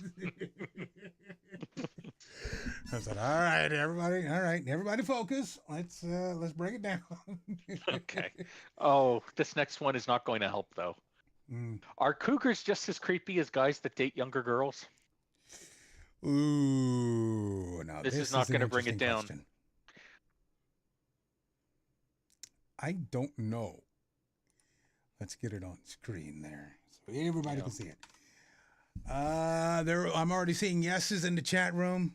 I find it from the comments. I find it weird when their kid's age is close to the person they're dating. When I split from my ex, I was 35-ish. Ended up very casually seeing a 23-year-old. It was a terrible idea. We were in completely different places emotionally. There very little in common, specifically how we communicated. She preferred Snapchat and expected immediate acknowledgement of any sort of communication. I was still getting used to texting not costing 10 cents per message. What? There's something that a thing on the immediate acknowledgement that I would steal. I've heard that Ukrainian soldiers, when family texts them, they will often reply with just a plus symbol to say that indicates I am alive. I have seen your message. I don't have time to respond, and we'll get back to you later. And I feel like the plus symbol. Oh, you're muted. That's just being efficient right there. Okay, yeah. I like that. Yeah, I mean, I like that too. I like that we have a symbol that does not mean I agree, like a thumbs up, or that it's just I acknowledge you and cannot respond right now. Okay, so would you understand if someone just typed the word K in it? If you didn't have this system, the plus and minus thing. But doesn't that is a isn't that a yes? If somebody asks a question, that's not saying I don't have time. That's you would think can we go out on Friday? K is a yes, we are going out on Friday. Yeah, you would think that would be all the response you need. I mean, I don't think I need a wall of text afterwards, right? But I'm saying I don't want to say yes. I just want to say I saw it, but I can't deal with it now. We'll talk later. Okay, now Leon says it's rude. How is it rude? It's the least amount of effort you can put into a response. I don't know if I buy that. Yep, that's what he said. Oh. K is no effort. K is no effort. I mean, Claire asks. Will asks, what about KK? Claire asks, what about KKKK? Watch it now. I'm gonna say KKKK is you're smothering me, and we need to take some time apart. Well, Poodle says K is only rude to some people, and that's a them problem. Look, if you type in KK to me, I think we're going to Krispy Kreme. I mean, my goodness. Glaze. Yeah, I know. We're just getting our first Krispy Kreme with the hot store in Toronto. Oh, yeah. Looking, if the news people don't go wall-to-wall coverage in the morning, then they're doing something wrong. Krispy Kreme has gotten 5 miles closer is news. How about replying with potassium? That is more effort. Yes. That is exactly what I would expect the chemist major to do, and I would laugh a long time if they did. Claire says, "Found the nerd, got him."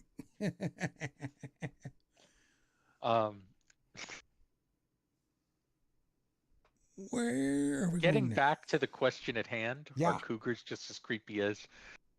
We can agree that at a certain age, dating somebody that is legal but well younger than you does not reflect well on you as a person. it creates a power imbalance. That power imbalances in relationships are, at least one person using the other, if not both of them using each other, rather than more of a relationship. Yeah. Sorry. I responded without telling the stream. Leon says, tell that to Leo DiCaprio. And I'm saying, yeah, Leo DiCaprio, his dating, he is infamous for his dating. He's famous for other things. He's infamous for his dating policy. He says he drops them as soon as they turn 25. Well, to be fair, some Nickelodeon producers do the same thing. You didn't hear that from me.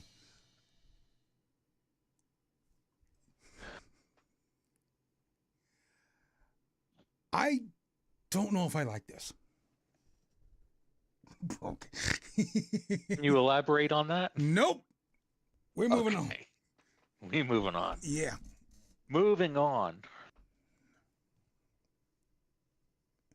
Okay. Mature content. Guess I'm over 18. View an app. Come on. All right. Help me out with this. Would you rather win gold at the Olympics or narrowly lose, but always be known as the guy who would have won if his eggplant wasn't so massive? You remember this, right? No. Oh, you didn't see this picture? Hold on. This happened this year? Oh, if it was this year, then I absolutely have not heard about this. Was this a pole vault story? Yes, the pole vaulter. Trying to find the news story here. He got up. Can't believe I'm about to Google big dick pole vault. R.I.P. your search history. Yeah. But yeah, he knocked over the pole in the most hilarious way possible.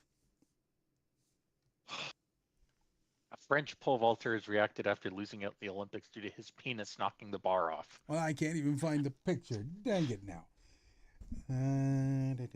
He proceeded to break the internet and excite Hoda Kotb. But, Apparently he was excited too. Well, yeah, look, he loves Paris. He loves pole vaulting and he loves the Olympics. What are you supposed to do at that point? I don't know.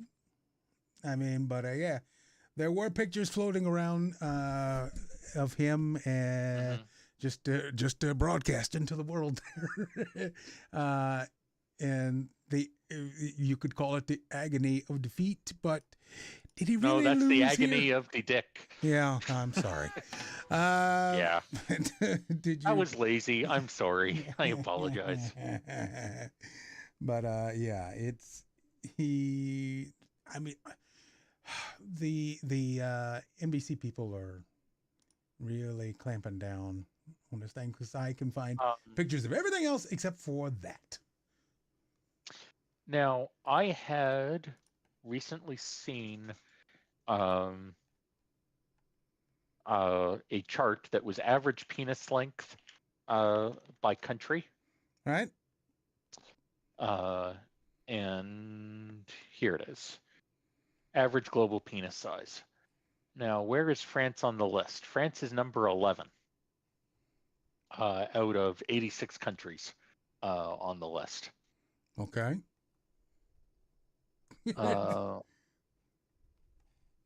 Where are we? Canada is tied for 12.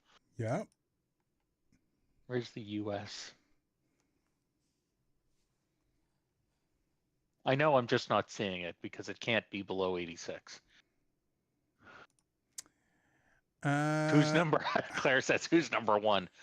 Ecuador is number one. Ecuador. 6.93 inches. Okay, I think I got something here. He failed the bar, and as you can see, and wow, there you go. I want the lawyer that failed the bar by because of his penis.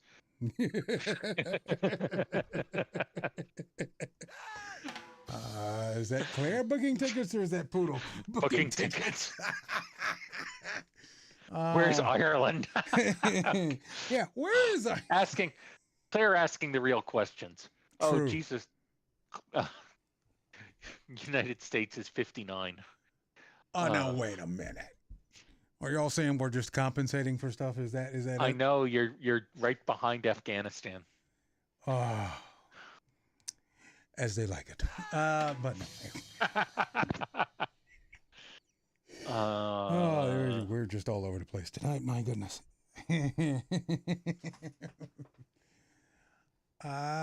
No, Ireland is behind the U.S. at number 70. Oh. So Ireland is at number 70 with 5.03 inches. Claire is displeased. Also, they have. It's interesting to me that they included penis length as a percentage of average height, like average penis length as a percentage of average height. So the Ecuadorian men are 10.54% penis. So they're short men with big dicks, or long dicks, I suppose. Well, but that checks out. Damn. Oh, I mean, I'm so sorry. Look, all I know is this. It has been said. I don't know whether this is. I don't know whether this is scientifically conclusive. But for every 35 pounds you lose, you gain an inch. I got a lot of work to do. And when I do, I'm going straight to OF. You know what I mean? I actually had a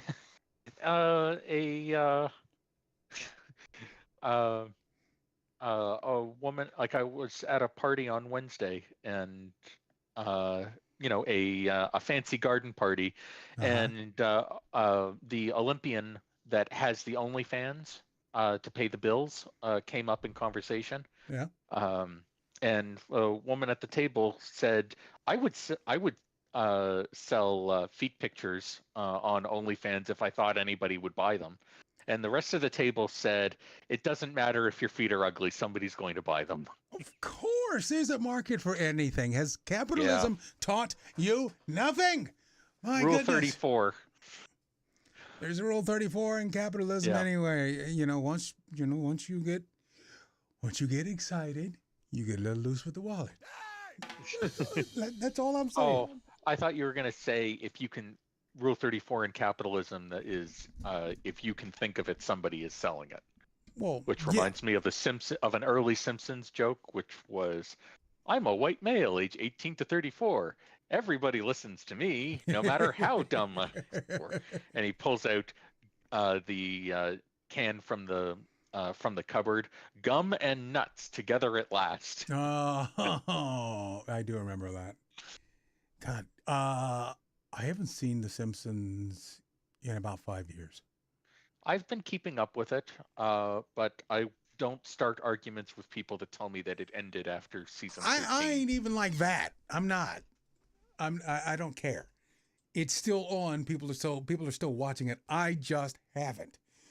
For some reason, it just fell off my radar. All of the animated shows started falling off my radar until I started to pursue voice acting, and then I was like, "Oh, you gotta have a character demo and stuff like that." Well, how do you find a character demo? You start looking at cartoons and trying to see what you can comfortably do and what you can sustainably do, or what you can learn to do. I had a goal to learn to sing, but 6 months out of the year is gone. And I was sick during those 6 months out of the year. And so maybe I switched to just learning accents instead. Have you seen the Jim Cummings Instagram? I've not seen his Instagram. I love Jim Cummings. So Jim Cummings does a lot of Disney is a voice actor that does a lot of Disney characters. Most famous, Winnie the Pooh. Oh yeah.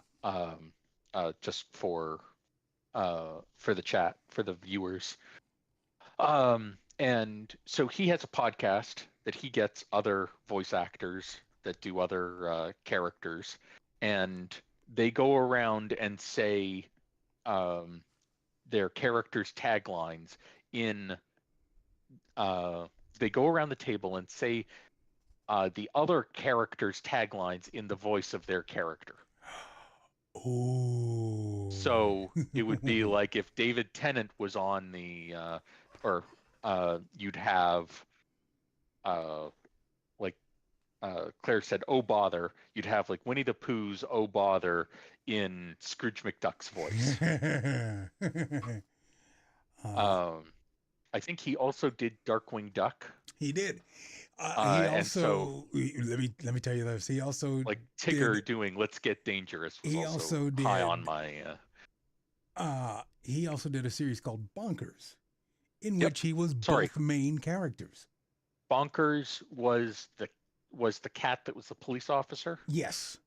He played I know what you're talking Bonkers about. the Bobcat, and he also played Lucky Paquel, who was his partner in his cop partner in that. And I remember reading an article about that, and I was like, how do you possibly do that? And he called it verbal ping pong. I don't know if they, Sorry. He's doing both voices, sides of the conversation, one right after, like, together. He's just going character one, character two, character one, character two. Because I always assumed that they'd record the lines, leave the space, and then record the lines for the other character. That's what I thought. But maybe they just didn't do it that way for that one, since it's just him. I don't know. And hey, if you can pull that off, wow, good on you. You're a better man than me, because I could not do that. Let's see who says. Leonimo says Justin Roiland did that for Rick and Morty, which I since the Rick voice is a little bit harder to do than the Morty voice. I remember when Roiland had all of his problems and he was removed, they sent out a gigantic casting call. And I spent the weekend watching Rick and Morty, trying to do Rick, and I never got close to it. You see how bad I am at it? It's just so bad. I mean, I have too much bass. He's more mid-range. So yeah, now Rick and Morty are played by two separate people, which is for the best, because one of the larger criticisms on Roiland is he didn't have much range. I mean, you could hear the same voice on Rick and Morty, Solar Opposites, the new show that's coming out. Okay. Yeah. Sorry, I thought you were saying that you could hear the Roiland come through in Rick and Morty's voices having similarities. Yeah, especially if he did an incidental character in it too, for just like a one-off, one episode type thing. Yeah, you could tell. The transdimensional television. Those were all the same voices, and a lot of those were not Roiland. What was I can't think of his name. The other creator on the show, the writer. Oh, sorry, interdimensional. Okay, I'm corrected by Leon. All right. Yeah, it's interdimensional television. Good to see. Good to see Cofortimus coming up in here. That's great. Dan Harmon. Thank Harmon, you. Yeah. Now, is he still doing his podcast? No. So he had so many. After a almost cancellation due to, so he was on Channel Zero early on in his career, that it was like improv comedy that they went into some really dark places, and it came up later and he had to apologize and didn't feel that, like, admitted that that what he was doing was in very bad taste, like it was a killing babies sketch or something like that. But felt like, so it was improv comedy when he was nobody, that you're going to try things and a lot of them aren't going to work. and if you aren't allowed to fail, then you can't succeed. And so at that point, I think this was around the time that Cartoon Network did like the 10-season order for Rick and Morty.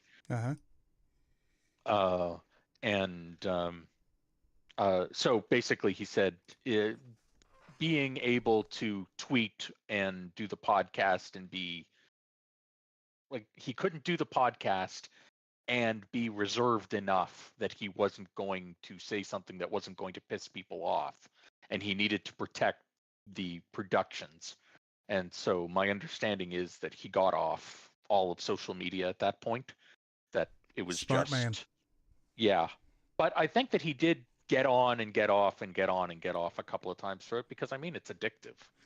But Yeah, it's designed to he be. knew that he was eventually going to say something that was going to cause a big enough backlash that it was going to hurt all of the people around him, and ended the podcast. Yeah. Well, you know what? I guess it's for the best. It's because not only do you have the productions, you got the people behind the productions. They all have families to feed. The greater good, such as it is. What was the comedian that was known for going especially dark? Well, that Picture narrows him, it and down. that does not help in this. Yeah. Anthony Jeselnik. Thank you. That's the one, Anthony Jeselnik. So Anthony Jeselnik,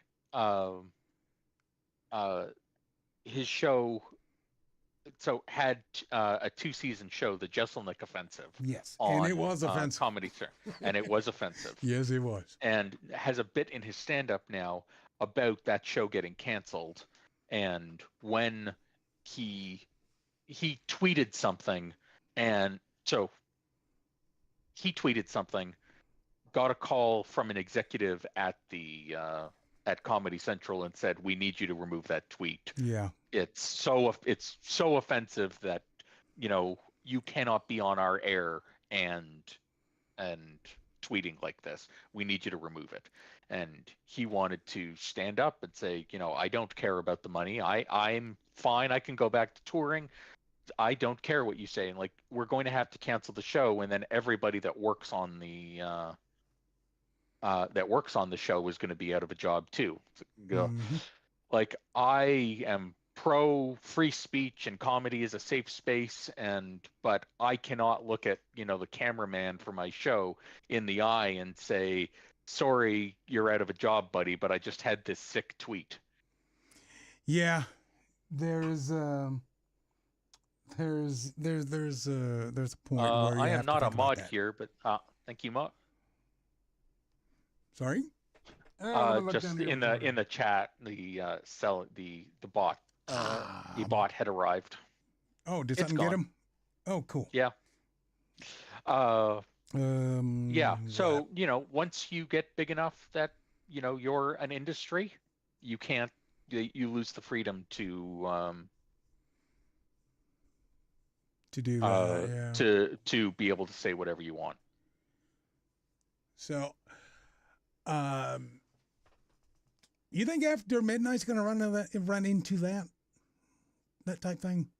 Or do you think they'll be saved by the censors? Because invariably would be the same censors, CBS censors, right? They've said that first, the people who would... What are you talking about? Are you talking about like Taylor Tomlinson? The show After tour? Midnight. No, I know, but yeah.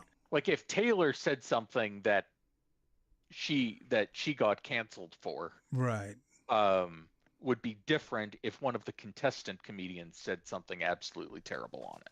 Okay. Because Drew Carey went on an epic non-Price is Right style rant, that which was is so amazing. Good. Amazing. I had very little desire to go see Fish before Drew Carey went on that epic rant. Yeah. About going to see Fish at the Sphere in Vegas. I just finished his book, Dirty Jokes and Beer, about I him have coming that. up. Yeah. It's pretty funny. Drew Carey the Marine is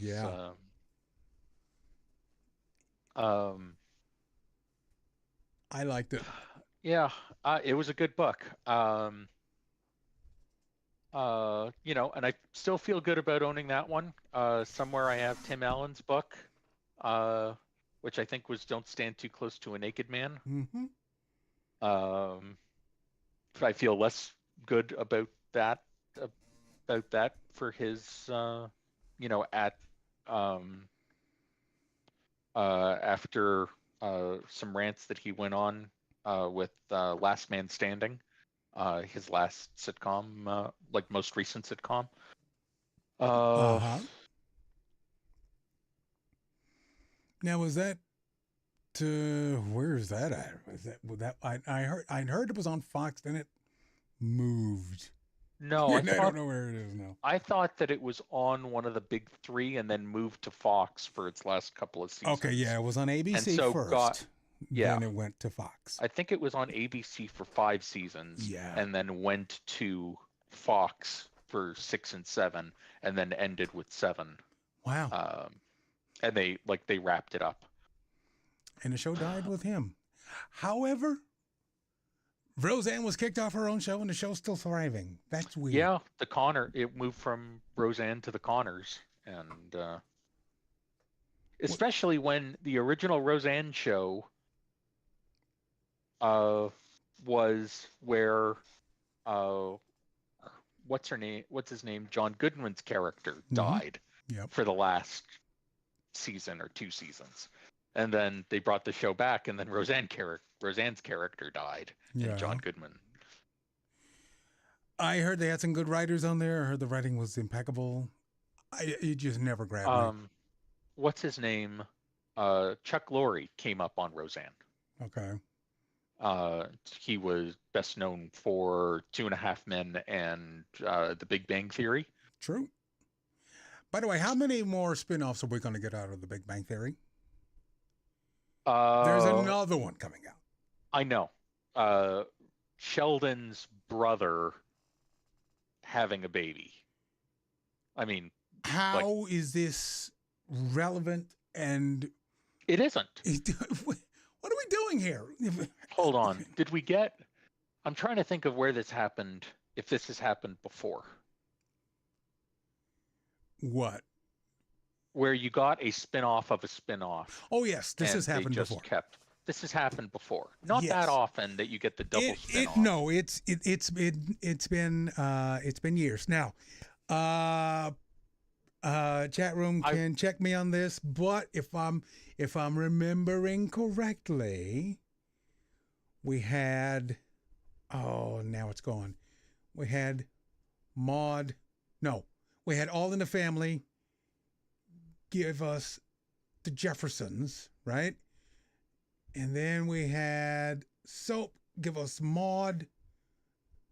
And then there was Mary Tyler Moore that gave us Rhoda and something else. I don't think did Rhoda give us a Squiggy show? That was Laverne and Shirley.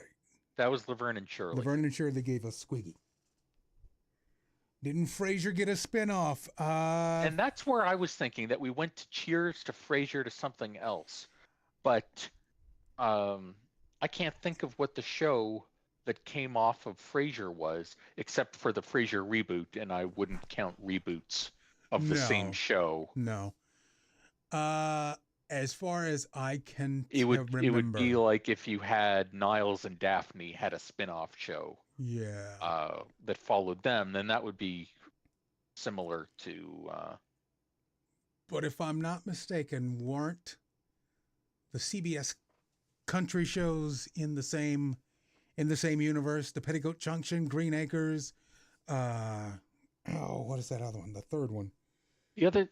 Oh. Beverly Hillbillies. No, I'm wrong. The other thing that I was thinking about was Bad Waves got it. Happy Days gave us Laverne and Shirley, and that gave us Lenny and Squiggy. there was something in the 80s, like Hill Street Blues, I think was in a uh oh. JAG gave us NCIS. Okay. Uh, that was a Now, are you counting backdoor. all That was a all the variants of NCIS, well. or what? That's what I'm saying. That we went from JAG to NCIS to all of the other NCISs, but those are really backdoor pilots that that I the would count a character backdoor pilot. that the char. Well, no, but it was like they introduced a character for an arc, and then we followed that character to another show. It wasn't a main character, and the original show ended. Mm.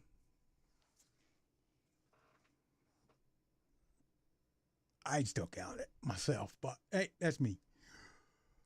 I can't remember yes, more. It's like, why, starting from the Big Bang Theory, why should we care about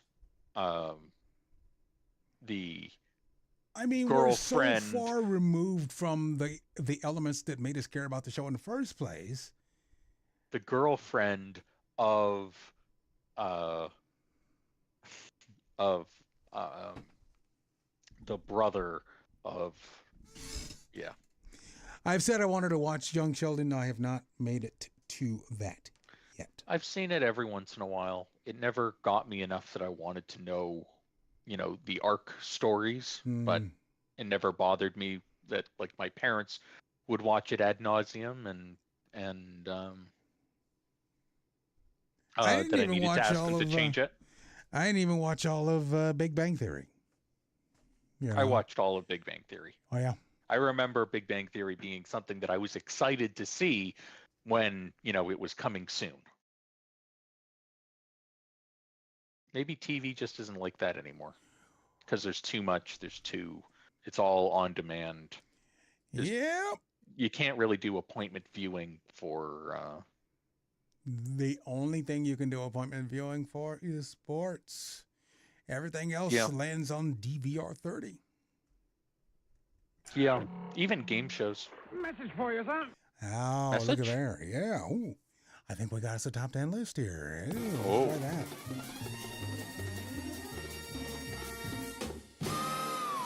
Speaking of change, tonight's top 10 list, new Southwest Airlines slogans. They're going through a transition period. They're getting rid of the assigned seats. They're going to make a first class. No, they're getting assigned seats. Oh, they're getting assigned seats. They're adding first class, blah, blah, blah, all that good stuff. They're letting their fares show up in other places other than just their own website. Which is also good. But with all this change means we need new slogans. Here we go. Number 10. You're a long way from where you want to be. Number 9. Find yourself in our lost luggage. Number 8. All planes have truck nuts for ultimate swag. Number 7. Ever wanted to fly a bus? Number 6. If you pick a middle seat, you're weird. Number 5. Bags fly free. Mother-in-law's extra. Number 4. We love to fly. How'd you get here? Number 3, all flights feature a layover at Buc-ee's. Number 2, so that's what those buttons do. And the number 1 new Southwest Airlines slogan is, you think it's so easy? Get your own plane.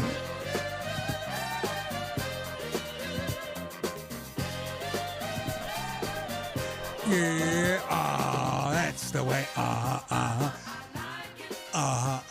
Come on, that's the way. I like it.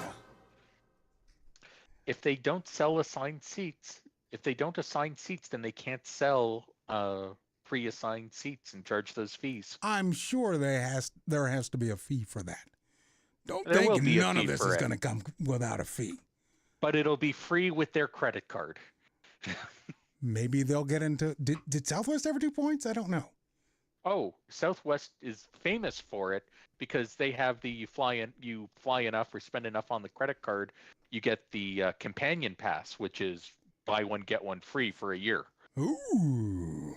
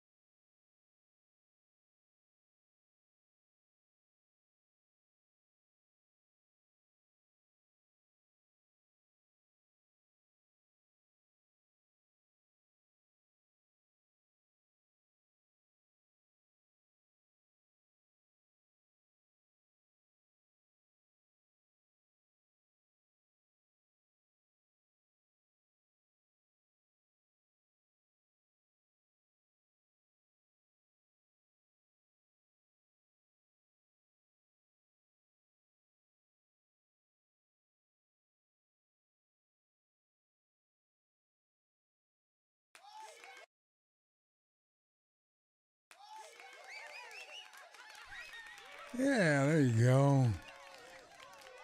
I am the worst at keeping time. I am pushing all the wrong buttons here. That's what's happening.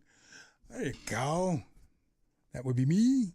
And there is Wonk. How about it, Wonk? Hello.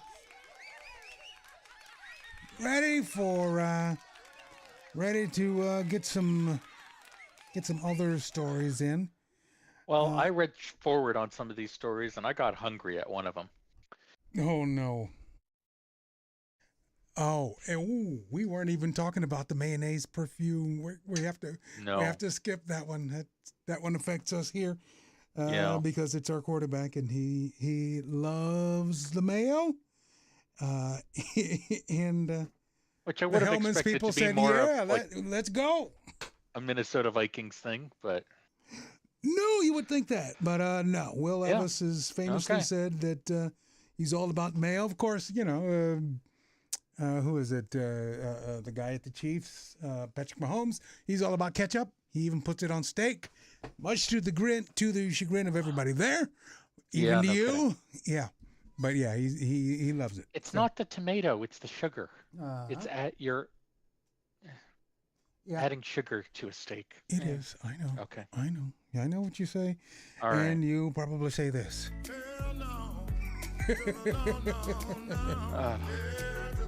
Oh, these are stories that will give you a heart attack. Well, maybe not a heart attack, but I had to do some just make you research on mad. this first one because I knew something. There had to be something that I wasn't getting. Okay. From Pro Football Talk, Sunday Ticket is available on the Apple App Store for $679.99. Yeah, $679.99, and something I'm doing is not working. What I was trying to figure out was, and so what they blamed it on, Apple adds 30% to anything that's sold in the App Store. That's true. And so that's been built into the pricing. They raised it by 30% for when it's purchased on an Apple device because Apple gets their cut. Right. And so what I was trying to figure out was was Apple the one that was selling this? And it isn't. It's YouTube that made the deal with the NFL. Yeah, YouTube for Sunday TV. Ticket. YouTube TV is the current rights holder of the Sunday Ticket. Yeah. But you can buy it on Apple TV, and of course, with that, NFL is just now coming off of a big antitrust lawsuit. Yeah. Where the jury determined that the league broke antitrust laws by selling Sunday Ticket only to DirecTV and at an inflated price. The NFL has argued that it's an inflated price so that people wouldn't buy it. Instead, they would go to the local affiliates where their own blackout rules would still apply. So when the preseason games were going on, you could only watch the one that was closest to you, or whichever one your local ABC or Fox or whatever station you had, whatever game they were carrying is the only one that you could get. If you had a city with a team, like I do, we can only watch Titans games, which is good. That's what we want, right? So if you buy NFL Sunday Ticket, you could only watch your local games? There were still some blackout rules that did apply. I've never bought Sunday Ticket. I am a fan of NFL Red Zone, which skirts all of the blackout rules because it gives you just the good parts of every game. Every game that's playing, because you're not watching the whole game, right? Yeah. It had a big following on DirecTV, as well. Red Zone did. It had their own version of Red Zone, and it had the Sunday Ticket, which is just all the games. Now you don't even if you were to buy NFL Plus, you still don't get all the games. You get no, I'm wrong. Okay, you get to see all of the preseason games, which invariably will play on NFL Network if you're patient enough. And you get replays, the all-22s, the big overhead shot where you can see all the players. And you can also see you can also get the home and away and the national replay if it's a national game, the national radio feed, which I love. I get the radio feed without the local flagship station delay. And I try to sync it up with the TV, which was easier with the set-top box. But I can't, it takes some finagling to do with DirecTV's app. I learned from my grandfather to watch baseball games with the sound off on the TV and listening to the radio.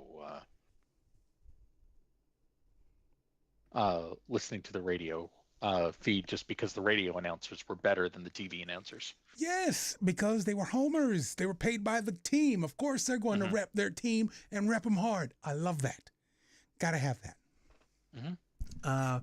But their whole argument on this case was we're protecting the local affiliates. We're protecting the TV. We're protecting the TV people, and there are cheaper options. You could buy NFL Plus. You could go to NFL Sunday Ticket if you wanted to spend that much more money. What's NFL Plus? NFL Plus is their NFL streamer where you can get NFL Network and you can get NFL Red Zone. If you're not on a cable or satellite provider, you're just buying direct from them. Okay. And with all of the stuff that you get, as well as NFL Plus video content, it's just another channel that sticks a plus on the end of their name and say, aren't we clever, But yeah, the only person that this would appeal to is someone who is already inside of the Apple ecosystem and does not want to leave. They don't have a Roku. They don't have a Fire TV or any of those things. This is dumber than that even. Yeah. This is if you buy it on an iOS device, it costs you $679, 30% more than it, because you're buying it from YouTube. Yes. So if you went on your computer in the YouTube app, bought it, it's $475. And then you go back to your iPhone and you can watch it there. But if you buy it on your iPhone, it's $679. Because Apple needs to take their cut if you're buying it on one of their devices. That's right. And if someone is not going to balk at $679, who am I to tell you that you could get it cheaper somewhere else, right? Yeah. Which is why I think that this just isn't. This is just like the story is a nothing burger. Because it's just news. Apple charges a premium when you're buying it through the App Store. But if you're in the Apple ecosystem, you already know that. You already know that. And if you take a 30% premium on something that Apple's cut and tack that on to a very expensive product, it becomes a very, very expensive product. Mm-hmm. And news? You know what people say about this? No. Oh. I mean, buy it on a computer. Viva, there are a lot of pirate sites out there. I'm just saying, I ain't telling you what to do. Up next. But you do what you do. You do what you want. Man faked his own death to avoid paying child support.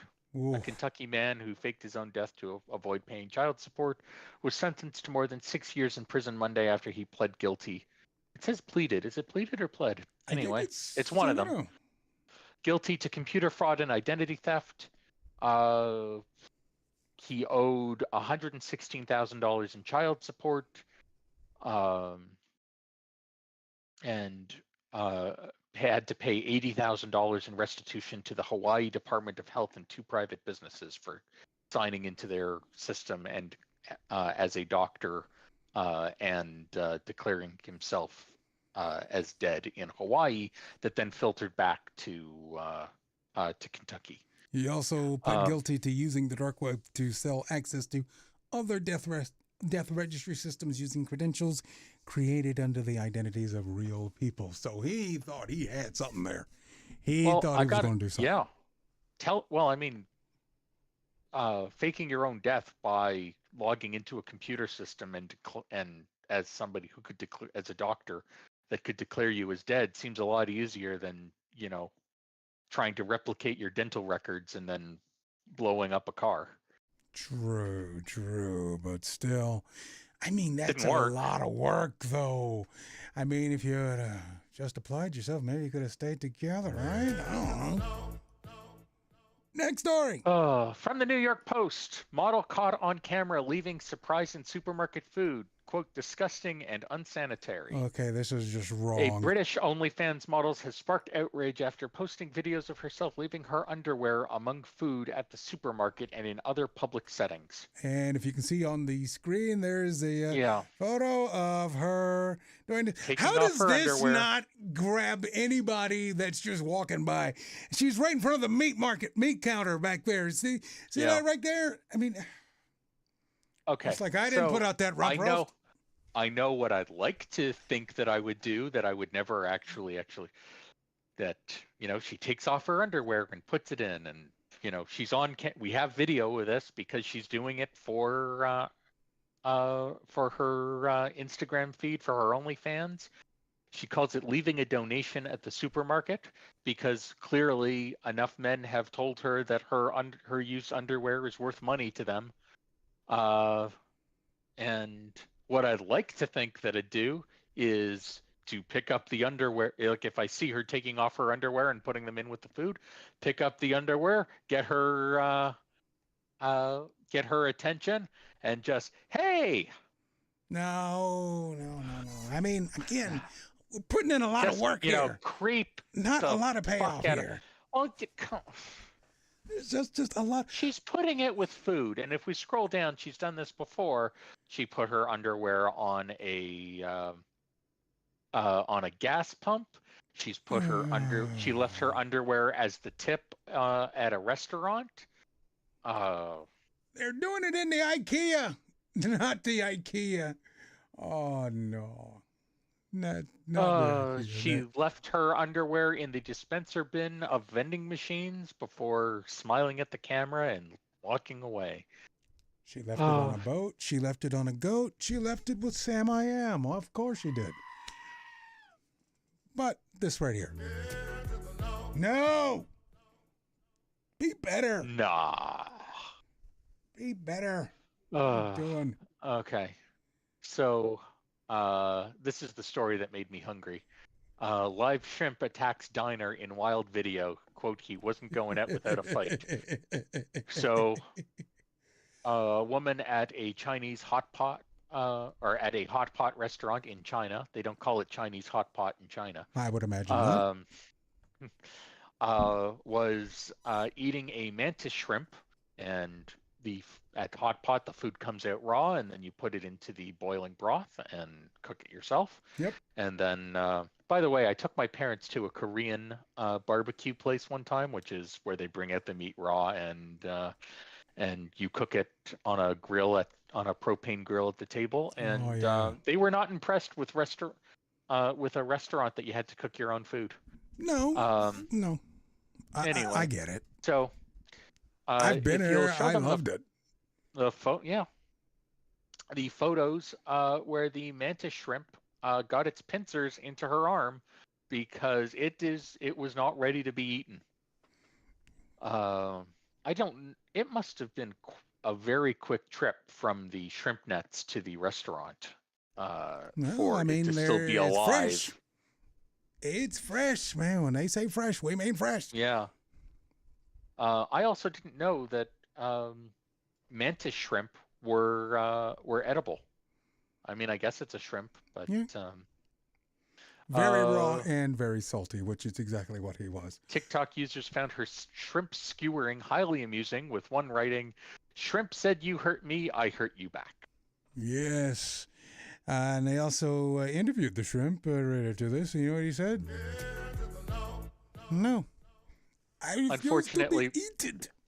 Red Lobster is already closed for the evening, so I'm going to have to wait for... Dang it. You think Flavor Flav can save Red Lobster? Because he's doing their commercials now. It's still open here.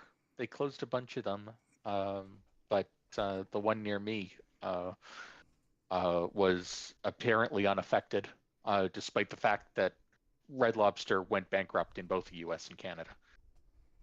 Yeah. From the New York Post, influencers poop mask alarms doctors. People are getting too extreme on the internet. Yeah, and if you this look is the right craziest there, thing I've done in my There it is. Just smearing her own poop. Previously had put her period blood on her skin to soften it. She decided to don the fecal face mask after reading online that it could, quote, prevent aging. Could. No. Do you know how it will prevent aging? You know how it prevents aging? You die. True. Let's be clear. What comes out of you is waste. Waste. That means your body's already gotten all it can from it. You can't just use that. Say, I'm gonna put it on my face. Let my face absorb it some more. No. It's Pink Eye Express says Cruz. I agree. Despite the fact that the bacteria in your lower gut lives inside you, if it moves into other parts of your body, you die. True.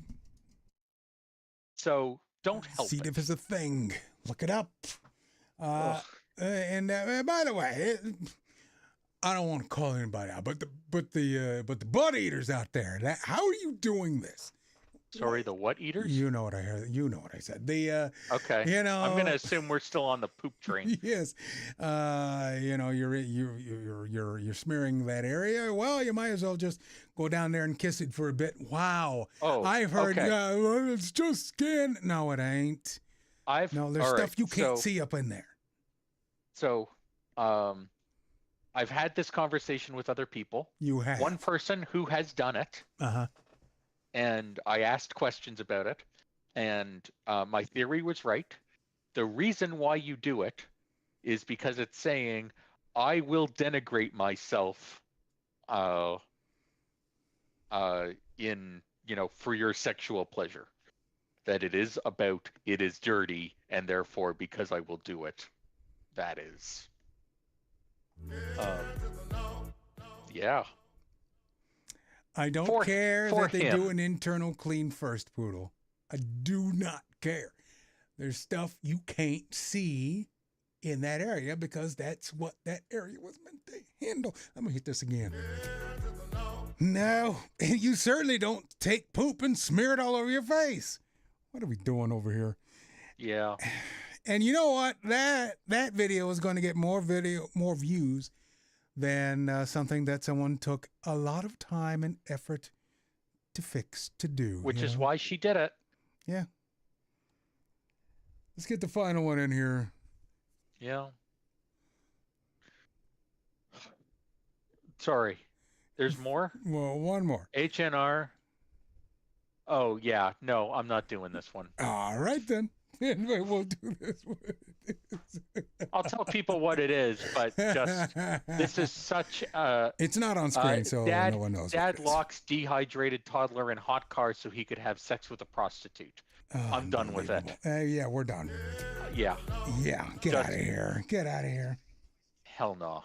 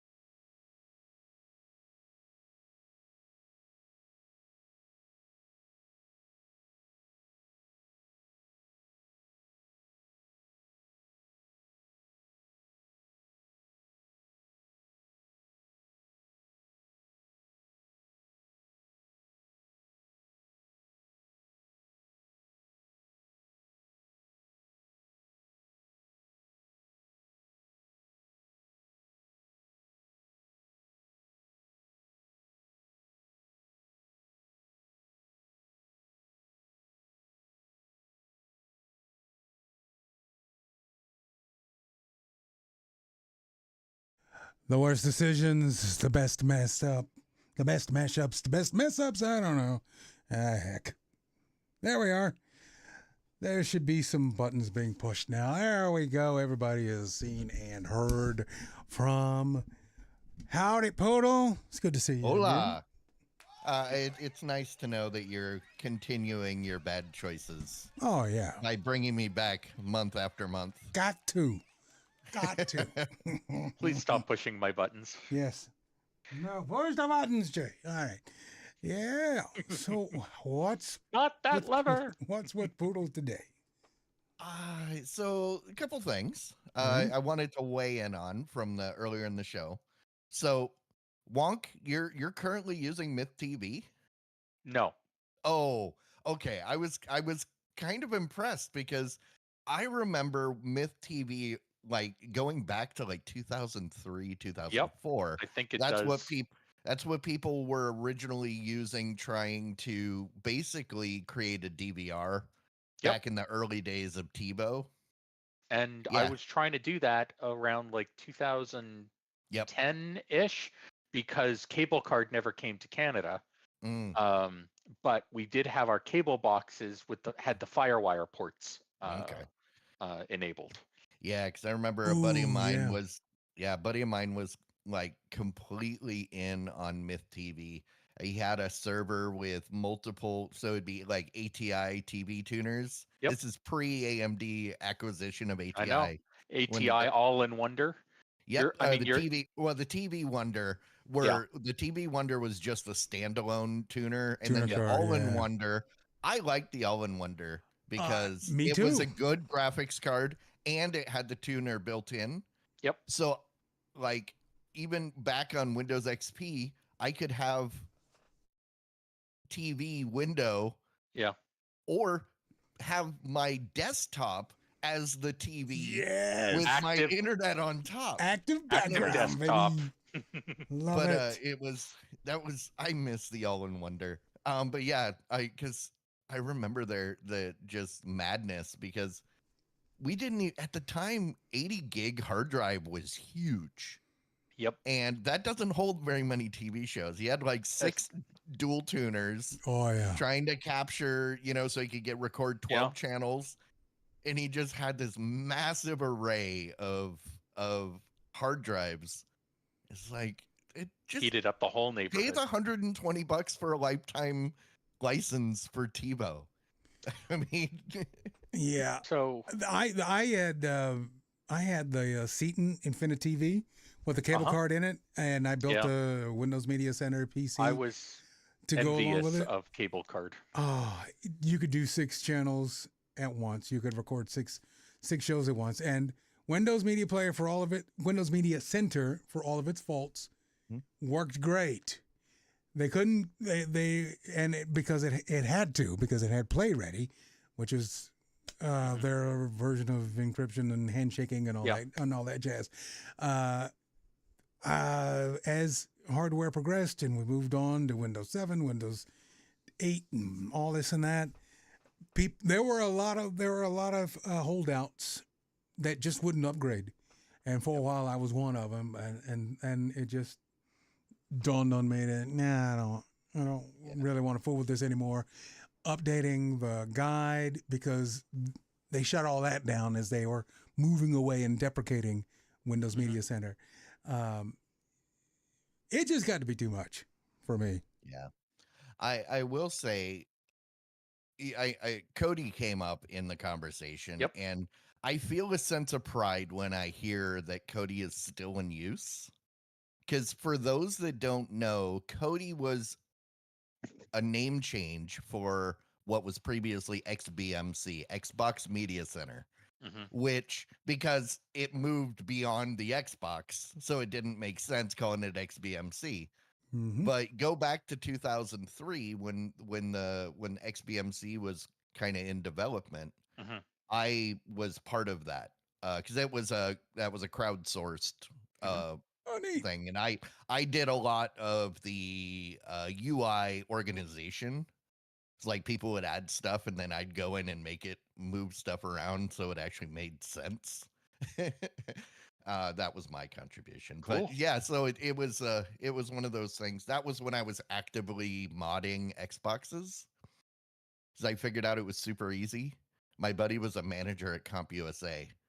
And he goes, wait, you know how to mod Xboxes? I said, yeah. He says, people come in all the time asking us to mod them when I keep telling them no. I said, well, tell Just them it'll leaving be money on the table is what you're doing. Sell them a hard drive and tell them it'll be $100 and then give it to me. I'll mod it. And the store gets to sell a hard drive. I make $100. And I actually, my entire down payment for my house that I bought in 2004. Really? No way. Came from modding Xboxes. Wow. Yeah, because I had knew a couple guys at work that did exactly that. Just modding Xboxes and arguing over the modding of the Xboxes. Who goes into a computer store and asks them to mod? Well, you got to remember, CompUSA was the place. It was the place for computer enthusiasts. It was one. So in the Twin Cities, you only had two options at that point. You had Micro Center and CompUSA. Nobody was dumb enough to go, or Best Buy hadn't purchased the Geek Squad yet. Yeah. So when in 2006, when I went to go work for Best Buy, that was right when they had acquired the Geek Squad, right around there, because Geek Squad was a Minneapolis-based local IT help thing. They drove around in Volkswagen Bugs that were painted black and white because, yeah, you can't look cool in a Volkswagen Bug, especially those crappy ones from the early 2000s. Speaking of which, wave in the chat room. Nice! Yeah, basically. I mean, you would be surprised that because for a while I worked there part-time in the repair shop at CompUSA, and you'd be surprised the kind of stuff that people brought in. And they would ask you to do all kinds of stuff. There was I've been to computer shows. I am not surprised. I think I told you the story about the time I had to call the cops and set up a sting operation. What? Oh, because dude brought in his PC. It didn't work. It didn't boot. And we were like, yeah, no problem. kitty porn. We wrote it up. And we did what we needed to do, and it ended up being something stupid like a CMOS battery or, something like that. And so you let it run. You let it run for a while to make sure that everything's cool. And while it's running in the background, it goes to a slideshow on the screensaver, and we saw some stuff that was very disturbing. Oh, no. Called the cops. And they came down and they looked at it and they said, when can you get this guy in there? So we had to call him and be like, hey, your PC's ready. When would you like to come pick it up? And then he gave us a time. And the cops are in the back around the corner. So then I had to do the whole. So this is your PC, right? You're absolutely sure? I just want to make sure I'm giving you the right PC. And he goes, yep, that's my PC. And then the cops walk out. Oh, were you wired? Start him out of the building. No, the cop was right around the corner. Because the way there's the counter and then there's a door into the back area. He's just like right around. Oh, okay. Where he couldn't be seen. Nuts. And could have worn a wire. This stuff. It's the kind of thing that you kind of wish you'd never seen. Well, it's the Chris Hansen story you don't mind being a part of. I'll put it this way. I respond to auto accidents. Mm-hmm. The dude that drove into the semi last year at 100 miles an hour and his face was completely flattened by the bumper of the semi. What I saw on that computer screen was way worse than that. Wow. It just... You got us both, man. Wow. Yeah. Speaking of horrible things to see, you're joining us tonight. Toxic Avenger double feature. Yes, right? yes. Sorry, double feature as in Toxic Avenger 1 and 2? Well, we will be watching Toxic Avenger and a sequel. We're gonna jump to number 4, Citizen Toxie, because it is technically the real sequel. Troma doesn't acknowledge 2 and 3, so well. Citizen Toxie. Citizen Toxie. Mr. Toxie goes to Washington. But here's the thing, Citizen Toxie. It's a wonderful Toxie. Mr. Toxie's opus. Citizen Toxie features some amazing cameos, like Ron Jeremy. What? It was made in like 2000, 2001. So you got to look at like the people that would have been around at the time: Stan Lee, Ron Jeremy, Corey Feldman, Peter Gunn. Nice. Also the Sklar brothers before they got big on Comedy Central. The Sklars? No way. Yeah, you remember the Sklar brothers? I'm in. I remember.